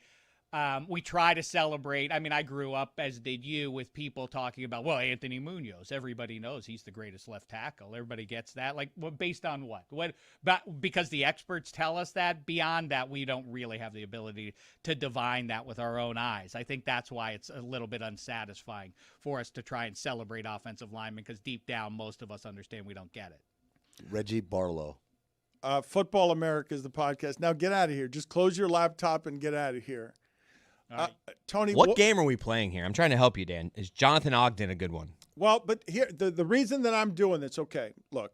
So I don't know if you guys noticed or not, but is it Diego Pounds, the left tackle for Mississippi? Because Reuben Bain was shut down last night, and I didn't think that was a possible thing. Now, they moved him around, and I don't know the specifics of whether or not, because I haven't broken down film, I don't know whether Bain was being moved to avoid the fact that he wasn't getting pressure or whether they were just moving him around strategically. We may not have seen it, but according to Kevin Clark, Reuben Bain had more pressures, 6, than anyone on either team last night. So he may not have had the sacks, he may not have had the big tackles that you noticed, but he did have 6 pressures. I'm with Dan, though. I didn't notice him a lot. There's a lot of scheme stuff happening, too, though, right? Like, Ole Miss is very good at getting rid of the ball quickly and trying to make things happen. So what's the easiest way to neutralize a pass rush? Throw the ball out where he can't get there. So that's just been quick. But you guys saw what the first quarter was of that game, okay? As Miami had the ball the entire first quarter, and then the second quarter starts, and Ole Miss is up 7-3 because they get a 73-yard run, okay? It's the longest run against Miami since 2017. Miami had allowed only a 30-yard rush against Notre Dame as the longest run, a total fluke of a play. Like a fluke of a play that hasn't happened in 8 years. This defense is violent and good. We all know this. It's not up for question. But when Bain last night is quieter than he was in any of the previous 2 games, and he spoiled us and many of the games played this season, 6 pressures, you are correct. Good game for mortals. But no, this guy is supposed to be tougher than all the other guys. And the biggest advantage Miami had last night was defensive line. They've got 2 first rounders. I like that Dan just had to move from his left hand to his right hand because it looked like he was picking my giant nose. For the viewers out there. David Garrard. Maybe Edgerrin James for the game we were playing. No. Get to the edge. To that point, though, Dan, Akeem Mesidor got hurt also, and that's a big part of their line. But then came back. Did probably put a knee brace on his elbow. I wondered what they shot him up with. Did you guys? I mean, he was like on the ground, like shaking. No, he shouldn't have been on the field. Would you see how hard his elbow hit the helmet, and then a 500-pound guy landed on it in an awkward way? Like, that guy's a beast. Would we actually want to know the science of just, hey, take me with a camera to find out what Mesidor just had to do to get back in this game? It's a very long needle. Might it have just been a stinger, and he didn't actually need anything? It's called a vitamin stinger? T. That's not how stingers work. No, like I don't know how good stingers don't work. Your arm going the wrong way on somebody's helmet. Big stinger guy. I look forward. Well, no, I'm not a big. All right, Chris. No, I'm not a big. You hit me with that's not how stingers work, Chris. Okay. I did hit you with this, and then you came back at me with big stinger guy. Are you? Your stinger friends. No, but being in locker rooms and talking to athletes about how stingers work. There you go. Now I know. Asking. I don't know about stingers. Look, just when we don't understand what we're watching in football, because we don't, in terms of what the physical pain is, The stinger is low on the list, and if it happened to me, I would be a coward. And that's why Cristobal is more of a man than I am. So when I ask the questions about what is a stinger, usually, and there were a lot of violent hits in that game, a number of them, and a number of guys were going off the field with what looked like stingers because of the nature of the collisions. A stinger usually doesn't happen because someone has Hulk Hogan leg dropped on the right side of your elbow when it's on the back of its arm. That's just ignorance from you. It's not because I'm a stinger guy. It's because you sound like an idiot asshole. Blaine Gabbert. I've had a stinger where, a couple minutes later, you're like, all right, I'm ready to go. Blake Bortles. How is he still here? How Bigger than Go ever. Knights. Why is Dan Mishek still here? Football America is coming up. You should check out Football America. I don't feel like we've covered the NFL well enough today. Jack Del Rio. He was the guy who wanted the axe in the room. And then the punter hit himself he tried to do it, and he almost cut his leg off. The Jacksonville Jaguars, everybody. The team whose logo is a jaguar with a sick blue tongue. What's going on? What disease does that jaguar have that his tongue turned blue? Teal. I'm worried about him. My word association with Jack Del Rio is me at the Bristol Hotel, a couple seats over at the bar, not saying anything to him, just kind of keeping an eye on him, just observing him. That DoubleTree? Yeah. Dan, what do you want to talk about? You said we haven't covered the NFL playoffs well enough. What do you want to talk about? Dennis I think Northcutt. we've got Former Olympic sprinter. You got to keep it moving, and Raiders wide receiver. Damashek, when he hits you James with Jett. the north cut, you just let it go and keep it moving. You can't break character. You just have to keep it moving. You don't tell me. Get him out of here, all right? Just get him out of here. He tried. No, he's just not giving me the timing I need today, and you need to get him out of here because he's haunting me, and I don't want him around. I called Hasta la vista. Mazel tov, huracanes. Cuidado, Fernando. I called him last week a yammering knob. He's a yammering. You called him that last segment. I love him. Well, if you think I'm just going to sit here and take that, I mean, I will. How is he still I don't know about anywhere to go. How is really. he I'm up Lewis early won't take him now, away. I well. keep telling Lewis, get him out of here. I can't physically get him away. Estás topinga. Oh, What? come Oh, on. That had to. I wonder where that Lewis came had from. to feed that to him for sure. Really, Lewis? Lewis, really? Lewis. I mean, Damashek, do you realize how bad you are at this, Damashek, that it would be so obvious that everyone here would be really a binga joke? There it is. That clearly had to Does be he know what Lewis. he You just can said? always hear Lewis's writing when it comes through other people.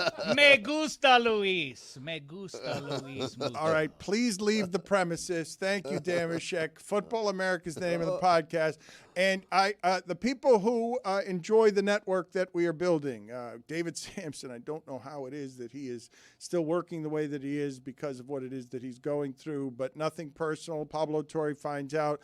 And Damashek's Football America. They are fun, different shows. And so I urge you today to support the one that he's doing in record numbers so that Damashek's following can continue to grow. But please get him out of here. Like remove him from my Just to win. Here we go, Steelers. Here we go, Hoosiers. Oh, get out of here. Tony, can you just help me, spiritually? How do I manage Damashek, who is an uncontrollable scourge? Whether it's garlic breath or just yammering knob, you can't get him to shut up. You can't, but sometimes he's got good stuff to say. So, you want to keep him around just in case he's got a gem in there, but then he gives you 3 minutes of Penguins talking. You're like, who the hell is I this guy? What does he smile. want? I love when Damashek joins. The problem is what Tony's saying, though. He doesn't have judgment about what's interesting. So he thinks everything he's saying is interesting, and 10% of it is. Right, and then you get that 10%, you're like, that was good. No, but he doesn't know which is the 10% and which is the 90%. He doesn't know the difference. It's the problem. He's got a judgment problem. You guys don't get it. And you do. I do. I get Damashek, and I love him. What are you getting? Just that he's doing it's just his shtick, man. Yes, he's gonna ramble, but it's just great. I love it when when you say something to him and it's like It's like going down a water slide. and dips and turns and whoa. It's more like Space Mountain. I was just over there over the weekend, or Yeah. over the week with my daughter for the first time. She wasn't on Space Mountain. I was, but you forget how dark it is. 20 mgs.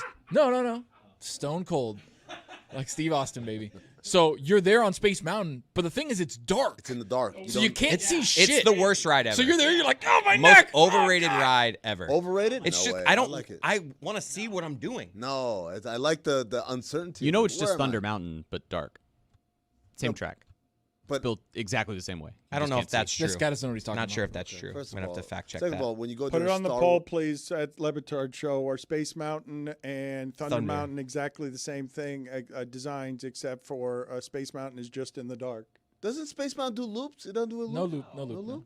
It's just real. I didn't think what Jeremy was saying was accurate. He did seem to think that what he was saying was accurate, and once he did that, I'm assuming he knows because he had He's the Eric furiously Googling right now. Well, AI. I definitely think it. Google AI answers the question. No, Space Mountain and Big Thunder Mountain You are not can't the believe same. Google AI. They're distinct Disney roller coasters with different themes and experiences, though both are offering Different thrilling themes. with multiple tracks in some locations. Jeremy, why would you feel the need to give misinformation like that as the woke person that you are, where you just came out confidently with something that you Because I'm said trying to move to the other side of the Venn diagram. There you Dan. go. That's how He you wants do. to be on the cool side, Dan. The issue is that if he Just gives start that spewing take, nonsense. if he wants to give that take, he's got to double down and completely own the take, right? Mm-hmm. If you say, hey, Space Mountain and Thunder Mountain are exactly the same, you got to own that thing till you die and be like, I did all of the tracks on Thunder Mountain. I did all of the tracks on Space It does Mountain. say that there are some track similarities, but they are not the same. Yeah, but I would say they are the same and then double down That's on how it. you get to the other Yeah, side. and then I tell you to look it up. I don't Yeah, look it up, and then I tell exactly. you. I don't. believe You don't AI. even need to Okay. look it up. I did it. How about Right. that? Yeah. I have done. I did it. It's rare around here, though, that anyone says something with conviction and then 5 people look at him and say, that's not right in any way. And They don't know. Well, Hey, there you go. yeah, I've gone to that's Disney every summer for the last 30 years. Okay, now you lost it. well, but No, it's true. so you building there. He's You building. gave us your bona fides. He's building. Yeah, there we go. Amin, what I would like to know, because I believe in the most wonderful way possible that our show over the next week is going to be an obnoxious embarrassment of being whatever it is Miami was 20 years ago and what it was 10 years before that. So I cannot talk enough about this football game last night because of how funny the entirety of it is, because it was like the business of all this over the last 5 years, pandemic, spending, Lane Kiffin's worth this, Cristobal's worth this, who can run around the inner cities and round up the best guys to be tougher than the best guys in the SEC, because we're doing this quiet as it's kept, really cheap, because the payrolls are only $20 million. Only $20 million when that's what it costs to be Ohio State. That's what it costs to be Miami. You tell me Lane Kiffin is super important. Saw no evidence of it yesterday. The team that was better, the team that looked the best coached was the one that was totally overmatched and still in the game because it wasn't making penalties and it wasn't throwing the ball when it clearly should be running the ball. When when Ole Miss realized they couldn't run the ball anymore, which they realized when they had 74 yards rushing and all of it was on one run, they said, okay, we're not going to run the ball anymore. And our running back's out with a hamstring. The team that was better coached yesterday lost, and barely, because they were totally overmatched and had no business being in that football game. I will say this, Golding is going to be a very good coach in college football. Like, what he did to rally the troops and get those guys focused and playing good football, I was really surprised by Golding. I was like, man, this guy gets it. They showed his background of playing D2 and then going here and then going there and going to Alabama, coming back, and it's like, this guy gets it. So I'm excited to see what Pete Golding has to do. Why are you giving Ole Miss better coached yesterday? Just because of the penalties? We're disciplined. No, I'm just saying if the way that we do this, just the way that we do it, right? It's not just the penalties, right? That was a disaster football game that Miami Right, they had played drops yesterday. and penalties. I just don't know if that's coaching. No, but so Chris, let's start here. Wherever it is the discipline resides on how it is that you measure. All of these guys study all week at like military complexes to not false start twice because the game plan is this week. Here's the advantages we have going in, guys. Ole Miss, they're not as big as us. We're going to grind them to dust with Fletcher. It's going to be really easy. It's 2nd and 3 all game. Just don't make mistakes. Don't make mistakes. more penalties in one game than they had in the previous 3 combined when you need to be disciplined this time of year. Mississippi can't convert a third down, overwhelmed in every way physically along the offensive and defensive line, but somehow still has 4 sacks even though she shouldn't have any. Beck's playing a different game than most quarterbacks. He just sits back there with the ball. He just sits back there and he's got plenty of time. The sacks he took is because he's holding the ball too long. Like everything is schemed to have Beck have success in that game. And Beck did good game managing and then bailed out the entire coaching staff and the entire city on that last drive because Miami, overwhelmingly physically superior the entire game, now had a tired team in defense that had 90 plays run on it. And yet still with 18 seconds left, who goes right down the field and is throwing into your end zone? It ain't the poorly coached team. It was terrifying with those 18 seconds left on the clock because you were looking and being like, it can't happen like this. It cannot end like this where they go down the field in 18 seconds, no timeouts? They had one. They had one timeout, I think. And while that last drive offensively was pretty perfectly executed by Miami, there were several drives earlier in the game where it felt like the play calling was like out of nowhere. It was like they're dominating. They're running the ball for 7-8 yards a carry. The flea flicker was crazy. A flea flicker? What do you do? Like, why are you pulling that out the of Malley nowhere? cat on 3rd and 4 when you're at the 20-yard line. Monday morning Run the quarterbacks ball. here. No, If that flea flicker yelling works, it in the moment. it's a genius play call. Why would you do intentional it? grounding. It was an intentional grounding. You've been running the Guys, shit out of the ball. They were just dominating. It just felt like they could have won by a lot more. I actually did find myself like rooting for Miami last night, and I was sitting there going like, what in the world is going on here? Why are you not just running the ball down their throat? Exactly right, Jeremy. ETR established a run. He's getting closer to our side. Chris, it's usually pretty rare that you're watching a football game in college football and you're like, oh, this team's just better than this one, just physically better. And it's because time of possession, you're just watching it second. It can be 2nd and 3 all game if you just don't do holding and you just don't do false trust start. There was Miami shot themselves in the foot so many times in that game. I just am like, what we're doing here of like whether that's coaching or not, Chris, that's Chris, the part that all right, let's just do it this way. Any game throughout sports and football you've ever seen the entirety of your life, because McDermott's going to lose his job here in a second, it's going to be over 13 seconds. Any game in your life you've seen the entirety of your life, Beck scores that touchdown, unless you return the kick for a touchdown, unless you're not throwing into the end zone of the game from 20 yards away because you allowed the other team to get down the field in 18 seconds and you had to call timeout because your entire secondary doesn't know what it's doing. But you have to call timeout, precious timeout, because you got to make sure, hey, guys, don't give them another 7 yards here because they're just going to get even closer. And like what you saw at the end of that game last night was an apocalypse of defensive coaching, an apocalypse that if they'd lost that game, any coach in America would have been run out of town for allowing Trinidad Chambliss to go with one timeout, 18 seconds, the length of the field, and throw into your end zone and get a plausible pass interference call, and now they win the game 1 yard running in from the end zone because you couldn't stop them in 18 seconds. How many more ways would you like me to prove to you that Mississippi was better coached yesterday? Because that example alone at the end of a game is enough to get coaches fired. I mean, I'm with you. Like, you get blamed. When bad results happen, the coaches get blamed. I think there is a debate to have on whether the coaches are actually to blame for that or whether it's just bad execution. Why do you think Cristobal wasn't accepting those hugs? He knew there were 18 seconds left. Yeah. No, I'm with you. It was a weird game. So we're not getting Cristobal. Again, maybe. I would take the under. Zaz can get him. I do like the premise of us pitching him like we will kick, like Dan will be in the penalty Just tell box. Tony will do it. Not allowed to talk. It'll be Mike. Let's and get Tony. Mendoza. This is what I want to do. I want, if they win the national championship, because obviously if they lose, he's not going to play along. But if they win, I want Dan in like some sort of clown outfit and Cristobal hurling pies at his face, or in a dunk tank. One of the two. Maybe a dunk tank, and then instead of hitting baskets like we did in Milwaukee, you got to hit a football. You got to throw a spiral and hit the thing, ding, and drop Dan into a thing. You got to be dressed. Bring like the a whole clown. team out. We'll bring the whole team out. Yep. Carson, Malaki, all of them. You say that, and it is something that I actually am going to put under consideration here. If there is a way to allow Mario Cristobal to embarrass me because he's never respected the court jester critic that I am. Mm-hmm. While he was headed toward this game of insanity last night, I'm in a local park.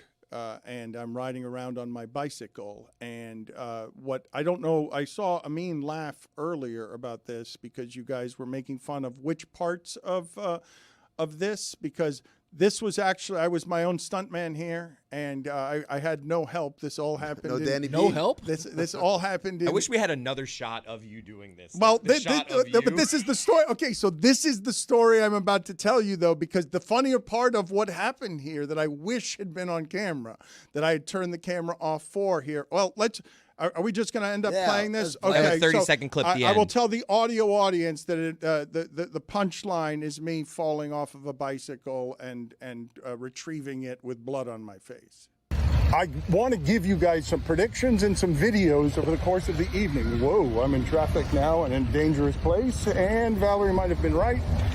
And whoa, that was a little closer than I would have liked it to admit, actually. Look at God, get out of the way! Oh! Oh! Oh! That. Oh! Oh! Oh! Oh! Canes by 10. So there's a lot of blood on my forehead. And the Canes didn't cover. And right. Well, no, the Canes did cover. They covered. They didn't cover his By spread. 3. They did cover, but they didn't cover by 10. But so yeah. So what happened funny after that is I'm laying in a park on my stomach. Mario Cristobal is about to play one of the biggest games ever played in Miami, and bringing back Miami pride. And I'm in a local park with ketchup on my forehead because I've been riding a bike with the phone in one hand and a napkin full of ketchup in the other. And as I'm doing that part, and this is really hands-free on the bike? behind the video, not hands-free, Okay. but I've got Third hand. but not really using the brakes, the hand brakes, and just sort of riding my bike with my hands on the corners. As I'm crawling around on the ground, a man rushes over right after I've turned that off and says, "Are you okay?" And so I'm looking up from grass, and I'm like, yeah, I was just fooling. I'm an actor. Yeah, I was just. But I'm on my hands and knees with ketchup on my hands and hands on my forehead, and I'm doing it for the gram. You should have said, "You ruined the shot." When are we going to talk about the Edward Cabrera trade?